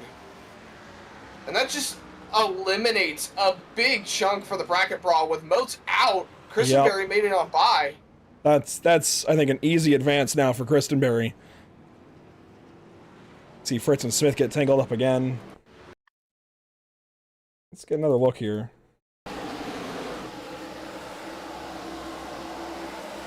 Really, it's the 2 and 44. So 2 goes low, the 44 goes down, and I'm gonna be real, Zach. Looking at the meatball flags, Cody Smith, Stephen Borbell. Black flag for Brady Moats.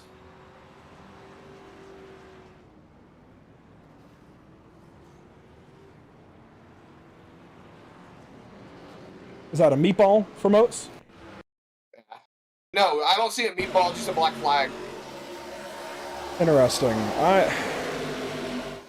The only meatballs right now are for Cody Smith, Stephen Borbell, William Abel Jr., who's been in the pit lane this whole time anyway, and then Moats just has a black flag. Yeah, I mean, Brady just got overzealous with the block. He made his move, and then he tried to come back up, and Borbell was on his right rear. I'm trying to see if I can get a good angle. Let's see what the blimp has or if it's blocked.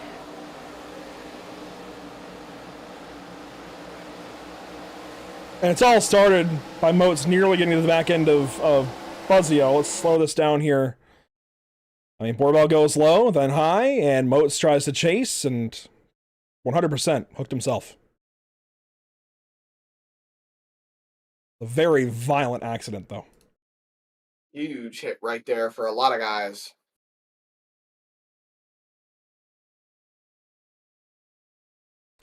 Luckily, a few do get by. Kristen Berry, one of them. I believe Stallings was next to him, or maybe it was Klink that he bumped doors with.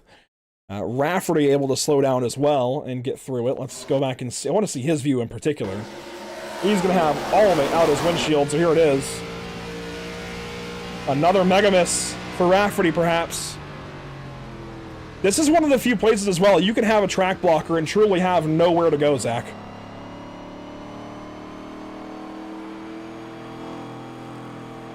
There's just so much going on here.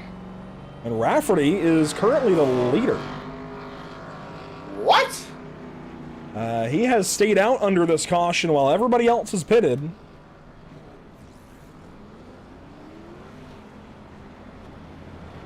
I'm not sure if this is or is not advantageous to the driver of the 43, but it is going to be cool to see the 43 lead us to the green at Indianapolis. I think that's a pretty cool combination there for sure.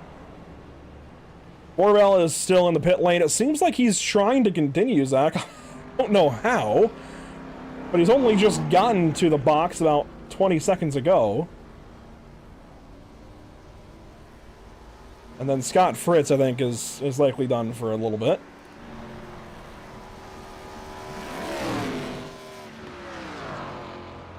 I'm sorry, I've been so quiet this whole time. I'm looking over so many different things right now. Oh, and I can imagine driver chat is lit up.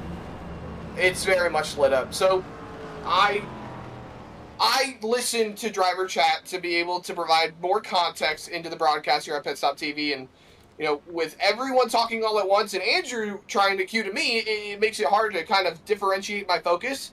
So it's all over the place. But I can assure you that driver chat is not a quiet place right now. I can imagine. Everybody's got their feelings.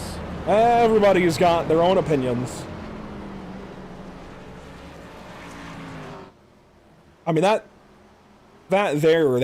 crash was just a case of too many blocks. You typically get one move usually in road racing and etc. Stock car racing, baby. Well, but even here, you typically get one defensive move, one block, and then you've got to hold your line. You're making your bed, you know, lie in it. Brady tried to come back up, and Steven was there. And I mean, that's... He tried to block again, couldn't block. There was a car there, so... They crashed. That's unfortunate. Hate that for Steve and everybody else there, but that's how it goes. As we will begin lap 64. We are back under green at the Art of Bricks. A dwindling field goes roaring back to life into turn one.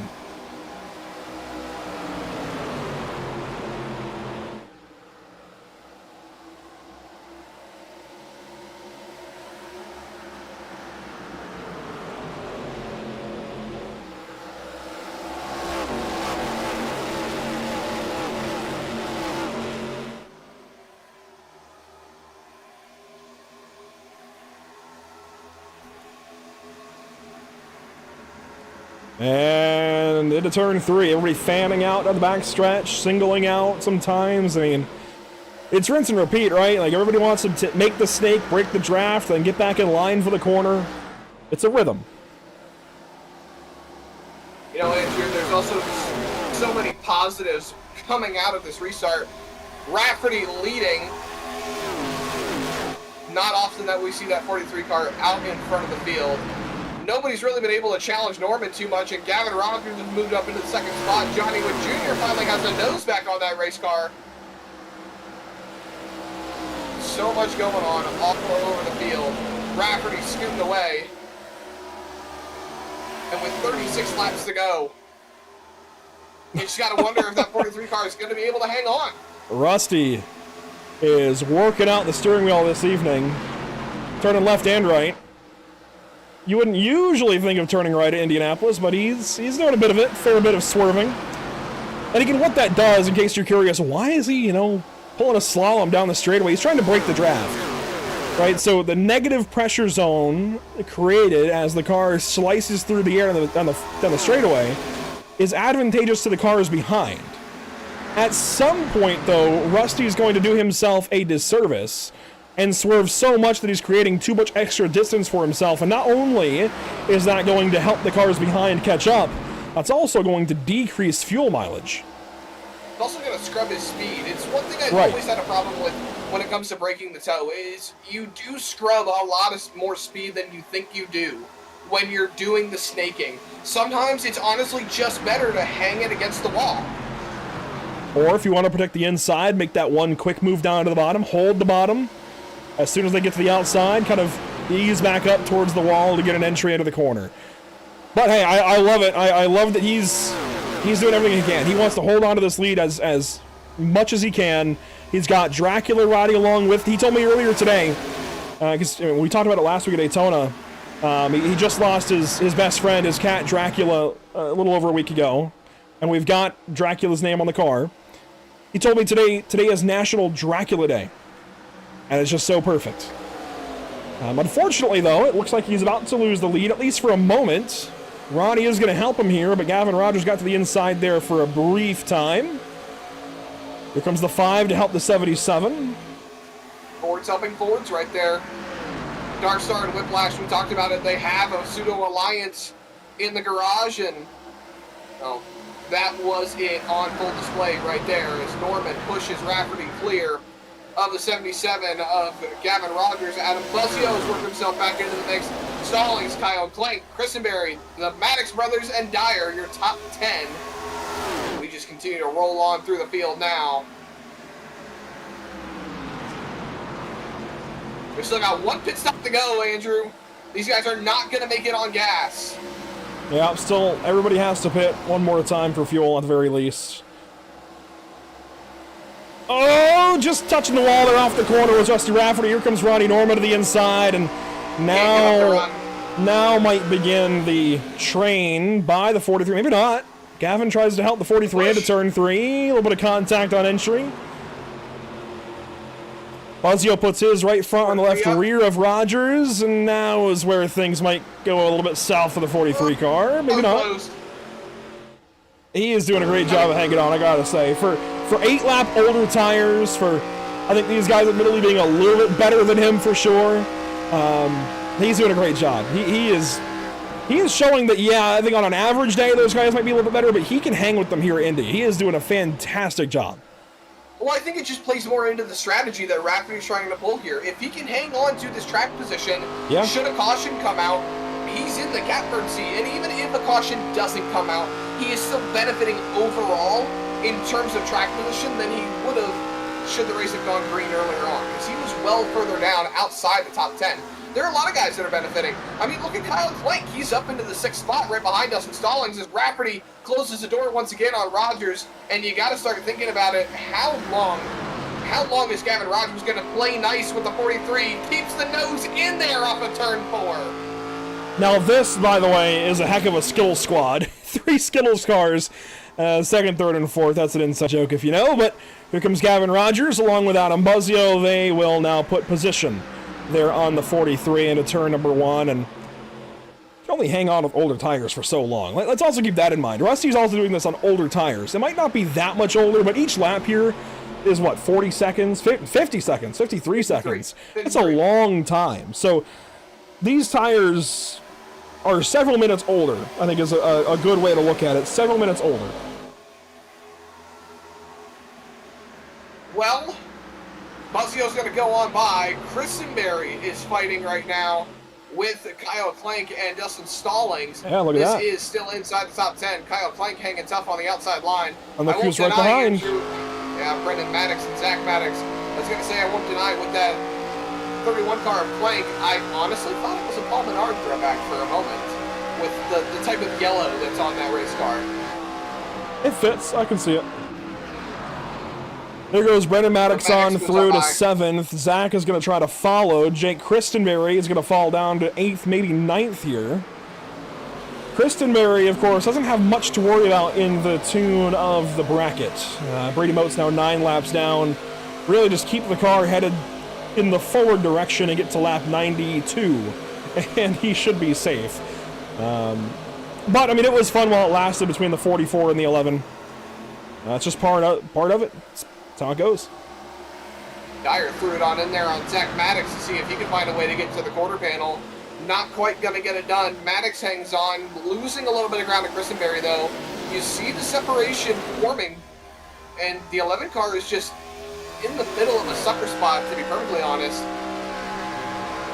Rafferty trying to hang on over Stallings to the outside. The 00 is going to run it a little wide, hanging tough, though. That's those better tires. He was able to hold on the outside of turn 1 that entire time. Maddox a little too low in turn 2. That pavement down there, it'll lull you into a sense of belonging, and then the grass comes up, and you're like, oh god, that's not where I want to be. But yeah, Rafferty getting passed up now on the outside by Stallings, Clank, Maddox. It's those older tires. They'll last okay for a little while as everybody else's tires come up to temperature, but after a handful of laps, it's not going to work. So Ronnie Norman Jr., I keep doing that. I don't know what it is. Is there somebody with a Norman Jr. or something? I don't know what it is. It just, the Jr. flows out of my mouth so naturally behind Norman. I don't know why. Ronnie Norman, there we go. With help from Gavin Rogers at the front of the field. You know, Andrew, it just hit me. But Indianapolis is like South Boston. Huh? In the sense of... I know. Hang on. South Boston has an interesting characteristic of you can dip those tires below the yellow line and the banking kind of flattens out because it's the flatter part of the track. You burn those left sides up a little bit more. I feel like it's comparable when you're dipping your left sides down onto the apron, onto the curbing right there. Contact between the 14 and the 43. It upsets the car a little bit. It changes how it drives through the corner. In fact, it underdrives through the corner when you tap below the white line or tap that curbing right there where it meets the grass. It's kind of what's like in South Boston. You put the left sides below the yellow line onto that flat spot. It upsets the car a little bit. It changes how it drives, and if you stand on it too much, it gets loose off the corner. You know, Zach, I would ask you what you're waffling about, but I know you don't like waffles very much. Pancakes, man.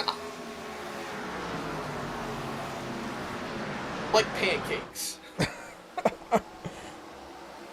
Well, I'll die on that hill. we are at 27 to go last time by the stripe. These guys are nearly in their fuel window to the end. And I think that was the move from Rusty. He just didn't need to pit. He can still make it to the pit window. I think he just didn't want to. Get the track position. Worst case, he comes out about where he was, right? Maybe he loses an extra spot or two. Get a caution, he can get that back. But it was worth it, I think, for the gamble. Try something here. You know, he's had an awful start to the season. He missed a couple of races. I think going into last week, I think he was still last in points. So Rusty is just trying to get up off the floor right now, and he's doing anything to do that. So I applaud him making the effort, just trying something different to try and move up in the standings and be in a better spot. I think the chase might be out of the question for him, unfortunately, but he's just trying to get in a better spot regardless. So again, I applaud it. He tried something there. You don't see a lot of drivers do that. Here we go. For the race lead, Gavin Rogers, Ronnie Norman, side by side. Rogers gonna have it at the stripe. 25 to go. Just barely over Ronnie Norman, 16 100ths of a second. At the start-finish line, Gavin Rogers had the nose in front, still down to the inside on Norman. Oh, he's pinching him. He's getting up the racetrack. Norman's in the wall. Here comes Adam Fazio, 3 wide, down on the bottom. He backed out of it before they could make it 3 wide. Pushes the 77 of Rogers on by. They're not done. Through turn 3, now turn 4. Ronnie trying to hang on to the lead. Gavin Rogers, I think, regrouping. He knows he's got his teammate to help. And here they go. They're going to begin that process of just pushing right back by the 17. And look at Stallings suddenly up here in the top 5. He's 4th. He's brought Brendan Maddox on through.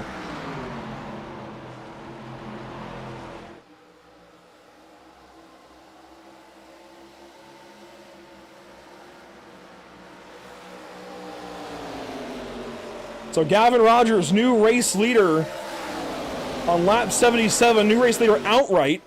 Ronnie's still in 2nd, then Adam Buzzio, Dustin Stallings, and everybody else. Buzzio going to take a look here into 3. He'll back out, maybe. He's still trying to get to the inside there of the 17 car. As Stallings is going to complicate things, he throws his hat in the ring.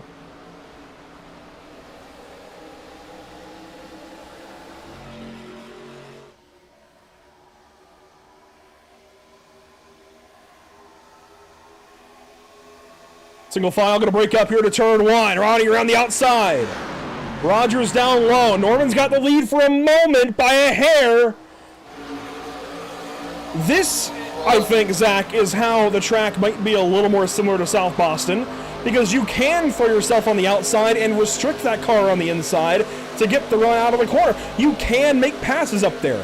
However, what happened to how it's this guy's just how it's rambling. but how it's What is he talking about? but how it's dissimilar to South Boston is the draft on the straightaway launches that guy right back by you if he has a pusher to help or even a draft ahead. So sure, you can make passes outside, but unless you're single file, it might not last very long. You see Rogers helping his teammate down the front stretch. Norman's going to have to rely on the Maverick cars. Now he's going to swerve in between. This will be deep. Stallings breaks it up.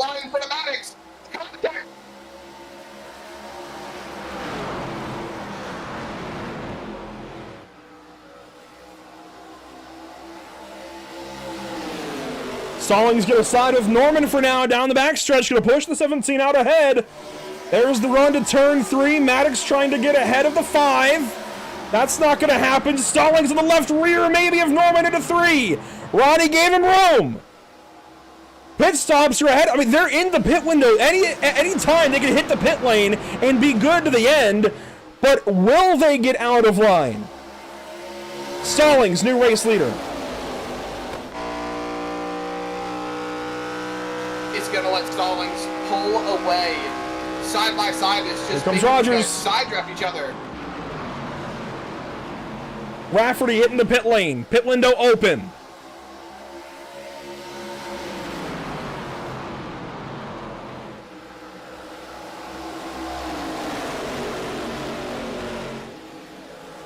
Down the backstretch.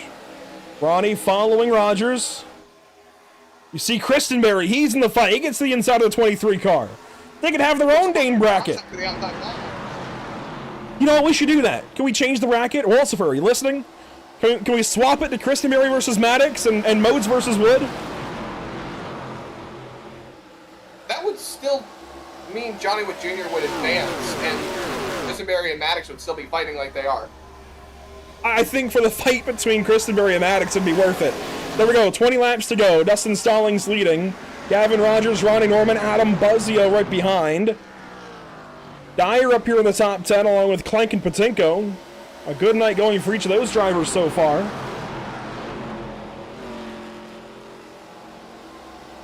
Oh boy, Gavin Rogers. You don't see that very often. He gets the wall hard off of turn 2. Here comes the 17 on the outside. Buzzio is going to follow. Gavin probably said, hey, Adam, go by. I'll help you get back up there. And there's Rafferty, just ahead of these guys. So he has not lost a lap. That's good to know for all these guys and deciding when they're going to pit. They will not lose a lap necessarily. Well, we are within 20 laps to go, Andrew. 19 at the line. Stallings just pulling further away. Here comes Rogers to the inside. Side by side down into turn number 1. Little bit of contact again. Norman barely touches the wall. And finally, here comes some help for the 17. Jake Christenberry now right behind Ronnie Norman. If he can just shake this 23 car, that is. And he will for the time being. So there finally is potential help for Ronnie Norman in a teammate, an actual teammate. That could start to change things up here. You know, the top 6, it's 2, 2, and 2. 2 next level cars, 2 Dark Star cars, and 2 Maverick cars. But then you get another Maverick car in Zach Maddox in 7th, and Sam Dyer is the wild card of it all as Kyle Klenk will hit the pit lane here, lap 82 onto 83. That's going to promote Patinko up into the 9th spot, Ben Kinney up into the 10th spot. Rogers back down to the inside once again, keeping ahead of Christenberry, trying to hold his ground as best he can. Maddox to the back bumper, both the Maddox brothers coming into it. Now, I usually say this in super speedways, Andrew, but I'm going to say it here. Don't push the pusher. And Sam Dyer, might have stepped on it a little bit right there. Yeah, I think there was a chain reaction checkup in the braking zone there. When do these guys pit? Do we see Stallings come in a little bit early, try to undercut, protect his lead? Do we see one of these guys in the top 8 undercut, try to get ahead at all? I mean, pit stops are only a couple of laps away here. I don't think on a track like this, a braking zone into the pit lane like this, I do not think you want to come down altogether.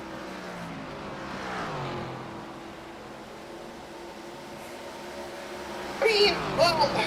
It's not tricky in the terms of trying to get around a corner and onto the apron, right? But it is tricky because it's such a narrow choke point into the pit lane. I mean, look at this. We've got a camera here for it. Got to find it. Pit entry. Look at how narrow that choke point is between the pit wall and the inside wall. And then also, that cone sticks out way back towards turn 4. Here comes, I think, Coulter Clark maybe into the pits. You can see, here come the leaders now around the track maybe. I mean, it's a very narrow piece of racetrack there. Here we go. Norman and Rogers gonna pit. You see the lockup there out of Norman. Checking for any black flags so far. Nothing from what I'm seeing. Patinko also in along with Kinney, and it looks like one more. That's going to be, I think, Kevin Baumler. Stallings and Buzzio, 3/10 separation, then it's a 2.5 back. There's Johnny Wood Jr. coming out of the pit lane. Brendan Maddox is going to try to get a draft off of him, pull himself further up to these guys. He actually lost a bit of a 1/10 of a second right there. Stallings and Buzzio just ripping on through. This gap is going to be very helpful with them being in the clean air, pulling away from these guys. And Stallings and Buzzio making the move in. The Maddoxes are going to follow him down. I think Christenberry as well. Buzzio did a great job on entry there. He got from car lengths back right to the back bumper of Dustin Stallings. That was fantastic out of Adam Buzzio. I also saw Johnny Wood Jr. back on the racetrack now with a front bumper for the first time since lap 1. No, he had it after the restart. Oh, well. He's at least got one finally. Sam Dyer, the lone driver to stay out, it looks like, this lap. Lap 86. And everybody else has come in for service, including even Zach Maddox at the tail end of the group. He is working down the pit lane now behind all of these guys back onto the racetrack. There goes Buzzio. Buzzio a bit long in the box compared to... Actually, their box time was the same, but Stallings was much faster in and out of the pits. Where are the other leaders? Here comes Gavin Rogers. Rogers is the first out. Here he comes around town in turn number 2. Stallings is going to try and get up in front of him. Can't block him too hard, though. Could create some issues. Rogers with a big run off of turn 2, but he's not going to get there in time. Stallings is going to jump in front of the 77. I don't know. To the outside goes Rogers. Gavin got to the outside. It might be a mono-e-mono duel the final 14 laps here at Indianapolis, unless we get a caution. Hanging tough. He's going to get it. Rogers out in front of Dustin Stallings. This is your race for the lead as Dyer has finally hit the pit lane. Down into one. Dustin hanging tough. You know, this is going to suck if Dustin wins the race because we're not going to be able to interview him. That's right, Dustin Stallings under the weather coming into this race. Not feeling well, really doesn't have a voice. Side drafting down the backstretch. Quayle running in a bit of the middle of the line. Trying to see who can get the draft off of him first. Stallings back down to the corner there, pinch each other so hard. Stallings is going to push tight through the corner. Oh, gets into him. So in case you're wondering where the 17 is, Ronnie Norman, he took 4 tires and fuel. These other guys took 2, it looks like. Norman came out 5th. He's at the back of this line almost. He is advancing. And look at that, a 4-car fight once again. Rogers, Stallings, Buzzio, Maddox. It feels like season 2 all over again here at Indy. Oh!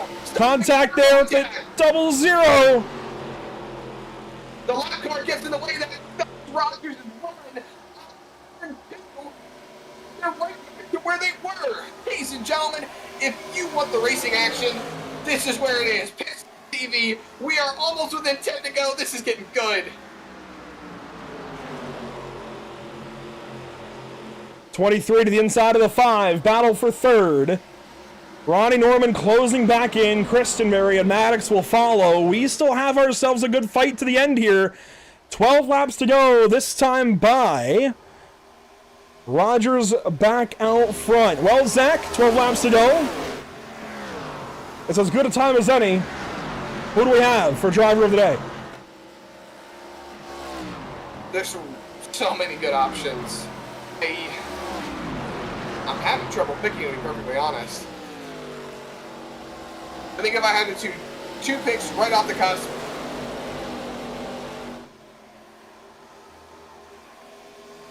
can't even pick. Jeez. I've got a couple of mine. Okay, you got Rogers? Going Rogers. Taking Rogers. For my second pick, honestly, Ronnie Norman. Done a great job. Fair enough. Gavin Rogers, Ronnie Norman.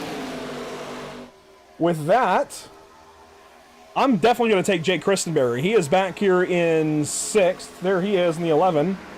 He's right behind all of this. He can still win this thing. He's still in this fight, at least for 2nd, if not the win. And just for fighting under the weather here, I want to go Rusty Rafferty, but I think the pit call is honestly going to hurt him a little too much here because he's back on old tires versus these guys on new ones.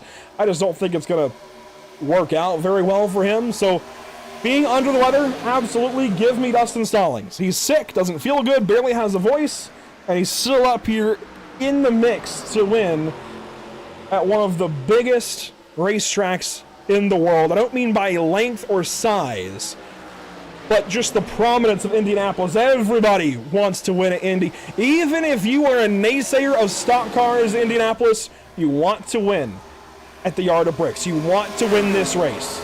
10 laps to go. He was there what Colton Clark was doing, snaking in front of the leader. Getting out of the way now, but still hanging on the outside of Rogers. But Clark going another lap down as Buzzio is all by himself in the 2nd spot. He's clear in front of Stallings. That might help Adam a little bit. Some extra draft down the backstretch, never going to hurt. He's certainly getting a pole, and Colton Clark moves out of the way. Buzzio is closed almost 2/10 down the back straightaway as Clark pulls into the access road, gets well out of the way of the rest of these guys rolling on by. This is your top 7 as they run. Then that yellow car right there is Clank. He is your next car back outside of this pack with Dyer behind him, and then Rafferty close behind them. I will Sneaking say, down the front stretch. we've seen many a stock car race at Indianapolis go haywire and become a bit of a caution fest. Whether it was in NASCAR in either series, I think even trucks came here at one point, or on the sim. Many a stock car race here has gotten out of hand, but these guys have not allowed that to happen, even despite the lap 1, turn 1 melee as Rogers in the wall. They're out of turn 2. It's been just 4 cautions this evening, 11 laps.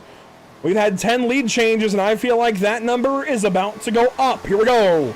Adam Buzzio back to the outside of his teammate.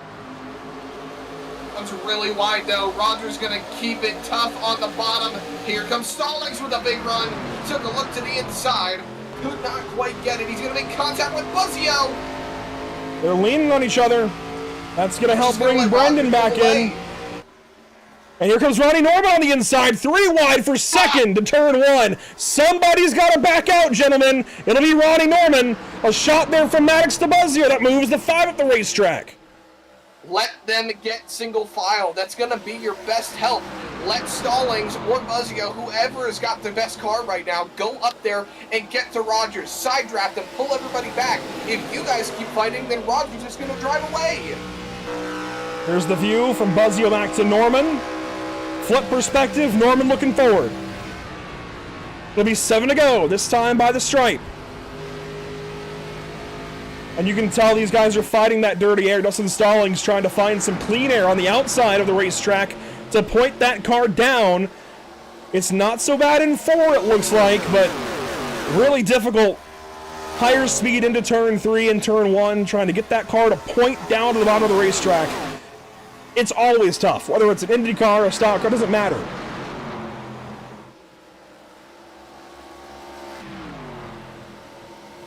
Still as we roll, 7 to go, 7 in the lead pack. Wouldn't this be interesting? You know, maybe ARCA should scratch the Daytona Talladega thing and go to Indy a couple times a year, even once a year. I always thought about them going to Indianapolis. I feel like it would be a really cool thing. And, you know, the Midwest is ARCA's thing, right? I mean, they're stationed in the Midwest. Menards is stationed in the Midwest. Like, this would make a lot of sense, I feel like.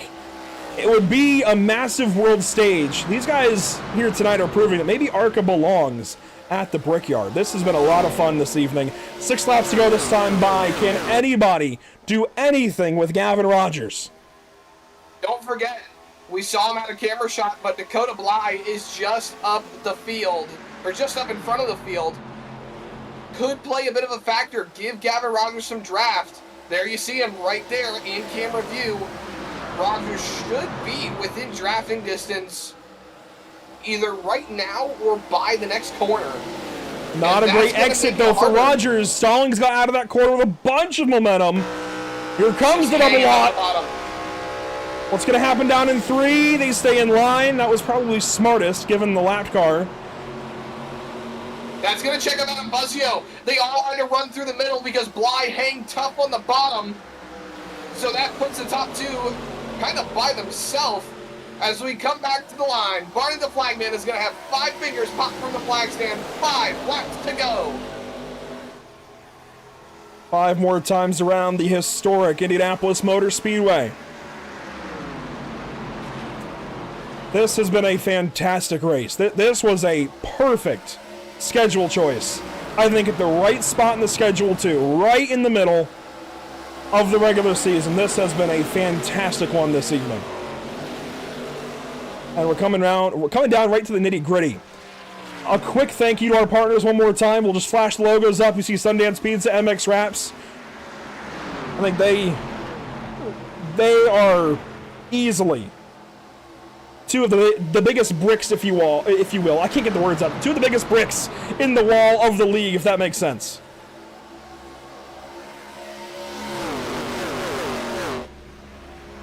Four laps to go this time by Zach. Just 10 miles left. Here we go. And we are packed up. Look to the out. Rogers gave him the lane. Oh, baby.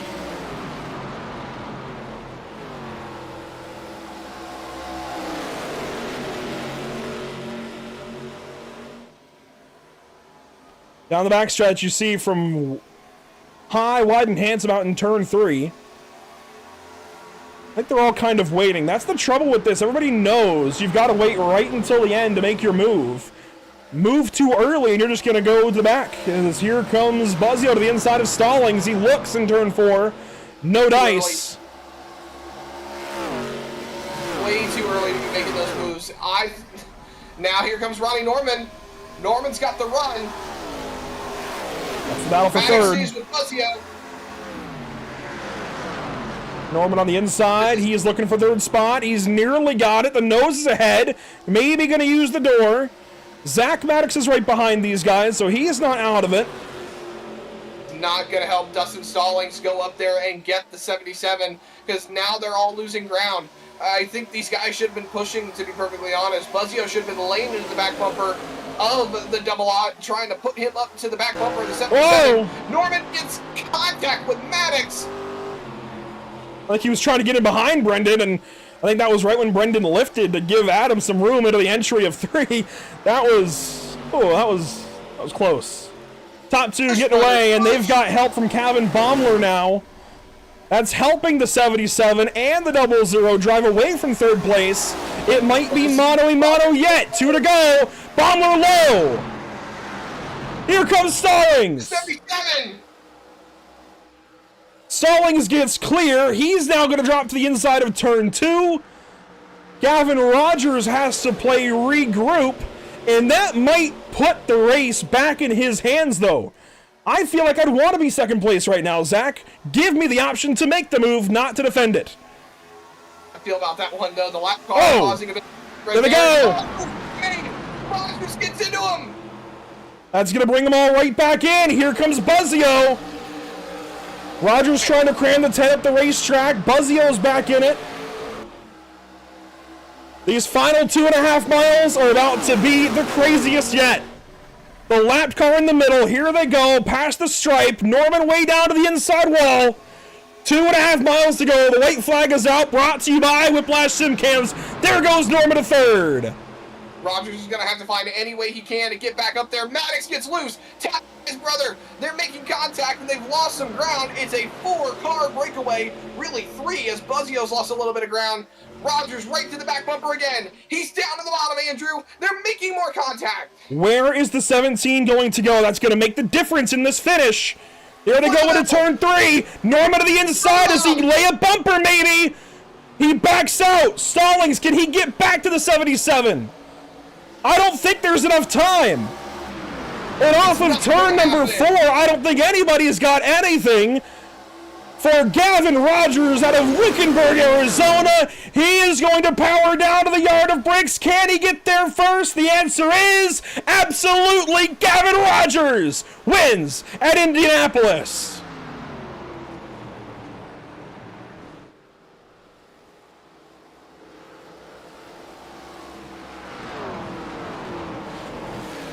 My, oh my. A pizza pie. I don't know where I'm going with that. It just sounded good in my head.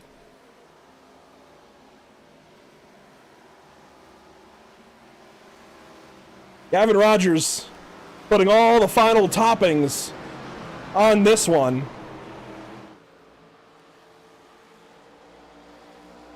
Stallings second, Norman third, Maddox and Buzzio your top 5.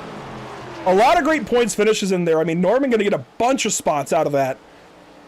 Stallings puts a good finish together. I know it's not what any of the points guys want, but man, I mean, even Zach Maddox 6th. Going to be a huge haul of points. Christian Berry 7th. Dyer, Clank, and Rafferty, all 3 having some solid points days as well. And again, that was just a fantastic race. Maybe you aren't totally happy with the ending there. Maybe you don't like how that worked out with the lapped car. I don't think anybody can say that was a bad race, though. Even, honestly, call it some poetic justice. His throwback to Kyle Busch, Gavin Rogers' throwback, is the scheme that Kyle Busch won here at the Brickyard in 2015, I believe it was. Or 2016, actually. Well, he's got 3, right? 3 in a row at one point in time, so...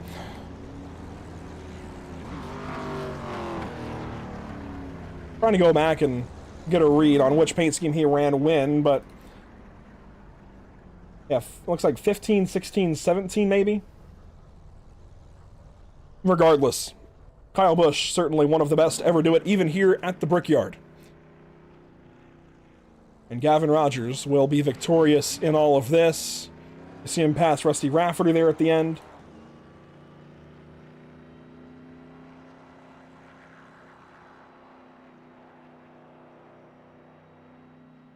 So it was actually, it looks like, not 3 in a row. It nearly was.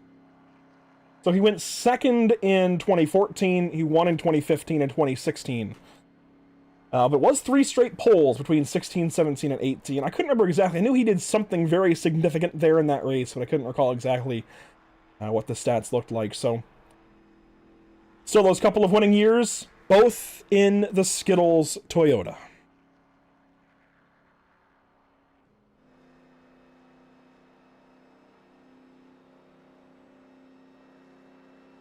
I just think it's poetic. I know there were a lot of Kyle Busch paint schemes out there, so it was hard for it to not be one of them winning the race, but I still find it poetic for a Kyle Busch scheme to be winning this race.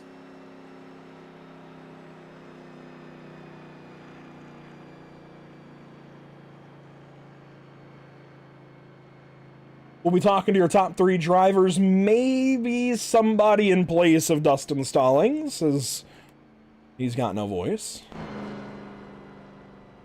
But how about Gavin Rogers tonight at the Brickyard? Again, I know these points guys aren't going to like that necessarily, Zach, but you know what? Sometimes you just get beat.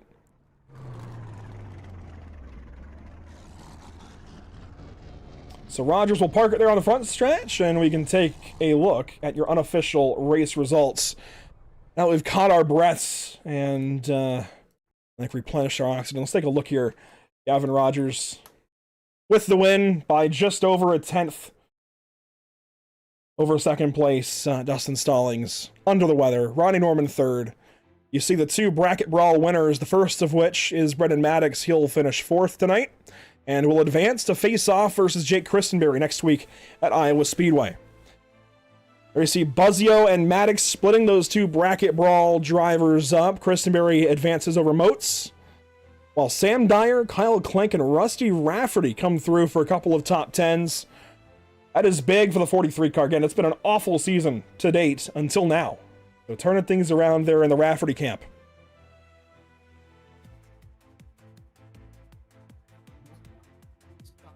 Top 10. Batenko and Ben Kinney, 11th and 12th. Johnny Wood Jr., 13th on the scoring pylon at the end of the day after that lap 1 incident. First car 1 lap down. It's going to go to Coulter Clark. And then Dakota Bly right behind him. Jacob Quayle 2 laps down. Dan Stock-Caro 17th, 3 laps down. 4 down for Baumler at the end of the race right there. 8 down for Jensen in the 19th spot. And then Carl Pooler ends up 13 laps down in that 20th place position.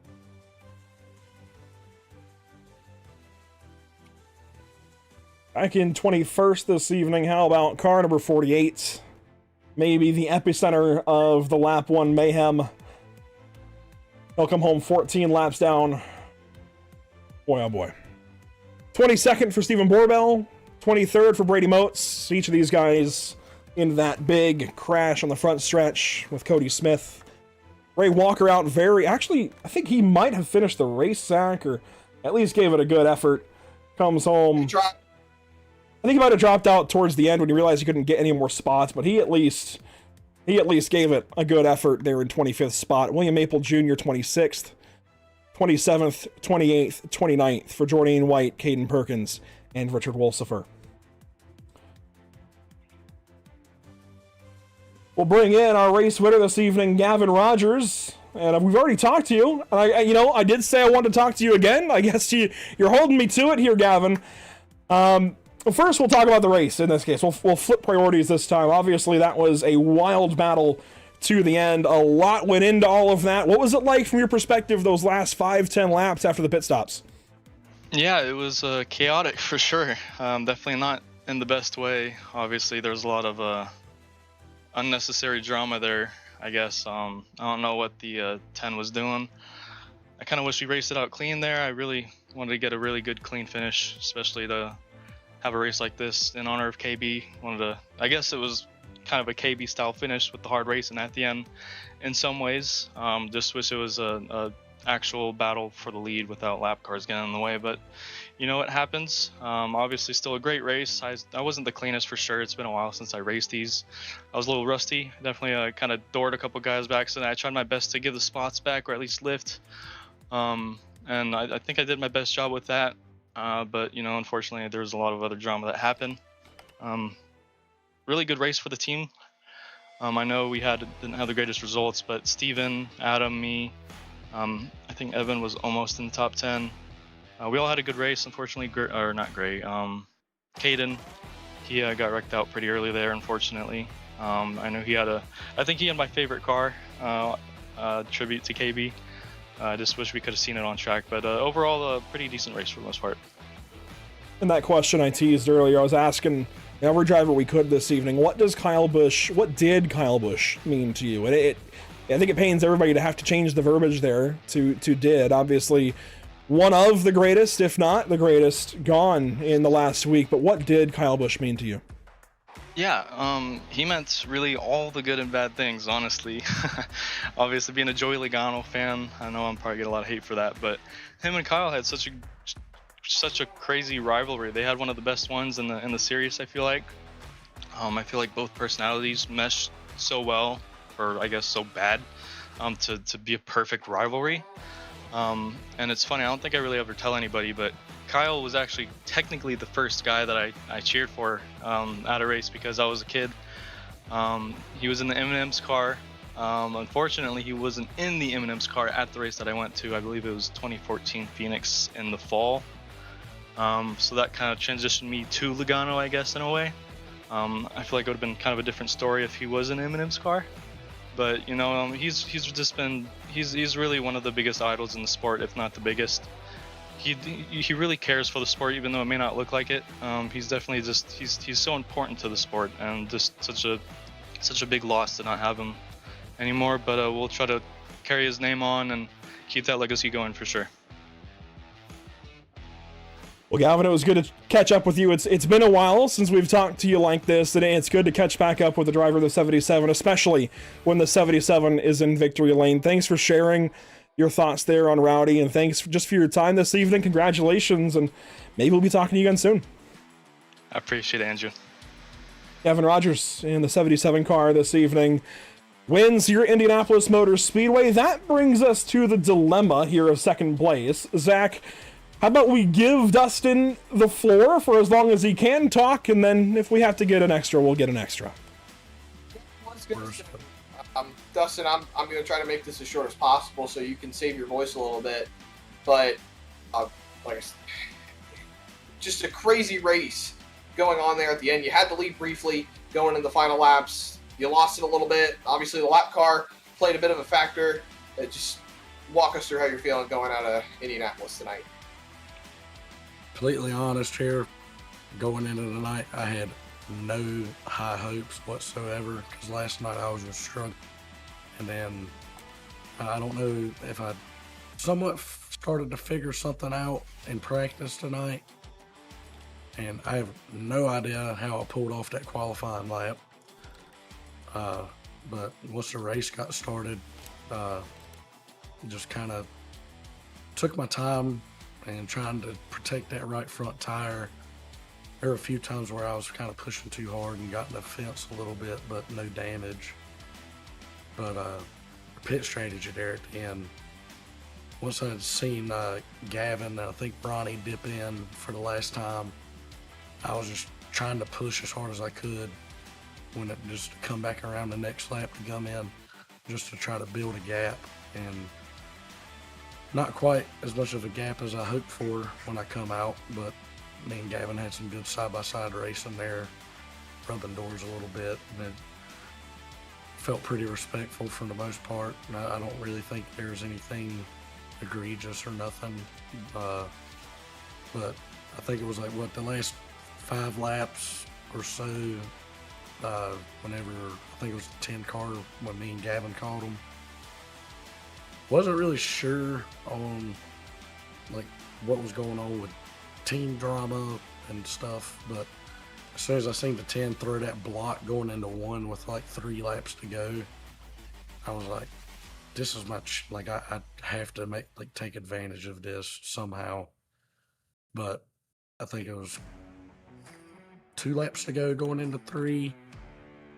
Gavin kind of made a dart to my inside when we were coming to the white flag, and I think about the time whenever I was starting to get on my brakes for the corner and start my turn in, he was already there. So luckily we kept it together and kept going, but got wheel damage from that too. I don't know if it was in the rear or the front, but it just kind of reacted weird when the contact happened. But yeah, the wheel damage hurt me big time, and just had a blast other than the drama stuff that was going on the last couple of laps with the lap car. I didn't really like that much, but just glad it didn't really wreck the top 5 guys that were in the group there at the end. I know Adam's not happy about it, but it could have been way worse than what it was. I'm not giving the guy a pass for that by saying that, but it was a bit ridiculous. But that's about all I got. Understandably so, but all in all, still a solid points day. Walking out of Indianapolis with a second place finish, just giving yourself a bit of a boost there in the points. And I'll save the questions for the next time we meet in the broadcast booth, which will hopefully be sometime soon. But definitely an outstanding performance tonight, and congratulations on that second place finish. Appreciate it, buddy. Give a shout out to my teammates and our alliance with Blackbird there. If it weren't for my teammates at Maverick, Brendan, and Zach, and Carl, and even Coulter, and everybody that's in our little group, if it weren't for them, I wouldn't have been able to perform the way I did tonight. So hats off to those guys. Appreciate them. Appreciate you guys at the broadcast also, and I had a blast with everybody I raced around. It's super fun, and go on to next week. And but I didn't expect you guys to pull me in here. So I was kind of telling Jourdain what to say, but if you guys were still wanting to pull him in, it's fine. It don't really matter. But thank you again, guys. Absolutely. And Dustin Stallings still working himself back to 100% after that one, Andrew. And, pulling off a second place finish with a cold is not something to shy away from. It's not. And I knew Dustin might be a little bit handicapped in talking with us, and I appreciate your time this evening, and you did a fantastic job on and off the racetrack. We'll let you get away without having to say anything else, but I knew he'd be kind of short for words, but wanted to at least give him a shot to see what he could say. Regardless, we'll go and grab third place Ronnie Norman, who ends up following up, a dominant first half of this race with, I think, still a good result, but probably left you wanting a bit more, I'd imagine. Yeah, for sure. I feel like I did everything I could tonight, and just unfortunately, it ain't your night to win, it ain't your night to win. So, led the most laps, had the fastest lap of the race, kept it top 3, top 5, top 4 most of the race. So, yeah, no, not really. Like I said, you can pick and prod anything you could have done different. I took 4 there on that final pit stop. I think a lot of people took 2. Didn't really know how well that was going to hold up. I thought maybe we could get back to the leaders. Well, we did get back to them, but it's just so hard to pass here and get to the inside and all that. So I was hoping maybe my left sides having a little bit more grip on them would help me out, and they just kind of leveled out, I felt. So, good call on them guys taking 2. Yeah, like I said, not a bad night. Definitely a good points night. Stage win, top 3. Hopefully after tonight we'll be on the other side of that cut line. And of course, this, I think, is going to be a pivotal race for you in that, but we do have to kind of look ahead now. Iowa next up.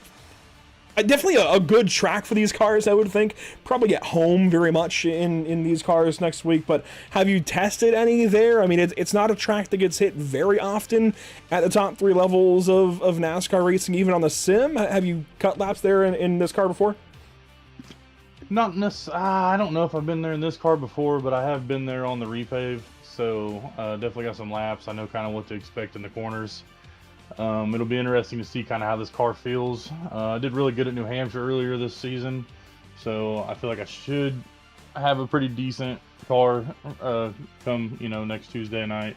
But yeah, just hopefully we can get some green flag runs, because You know, those green flag pit stops, they really change the way the race is, and you know, whenever we can get those involved, strategy comes into place, and then you just never know what's going on. So, just makes the race a lot more fun to race in general rather than logging some caution laps. So yeah, like I said, going to Iowa, I'm excited for it. Definitely enjoyed it, or enjoy going there. So yeah, it'll should be a fun race next week for sure.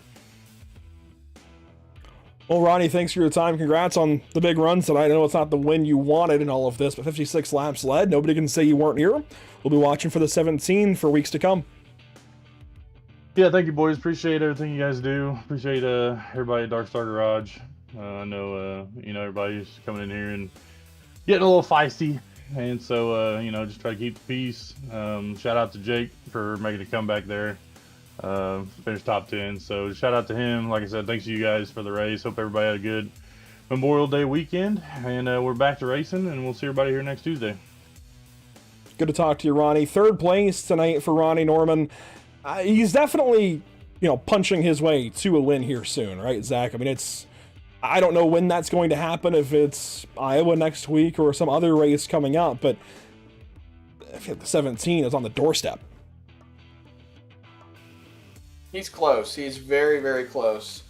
And I think at some point, sooner or later, he's going to get a win. Hopefully, I'm around for that one, because I hate to be the bearer of bad news, but this will be, or at least it should be, my last time in the booth before Summer Shootout goes ahead and gets started. And I know you and I have been talking about that quite a bit, and it's been on the docket, and there's a lot of great races coming up too. Iowa, Rockingham. I'm sure Brendan Maddox has Rockingham PTSD. He'll love me for that one. But you know what? He might not, because I know he does really good at that racetrack, and he's probably looking forward to it.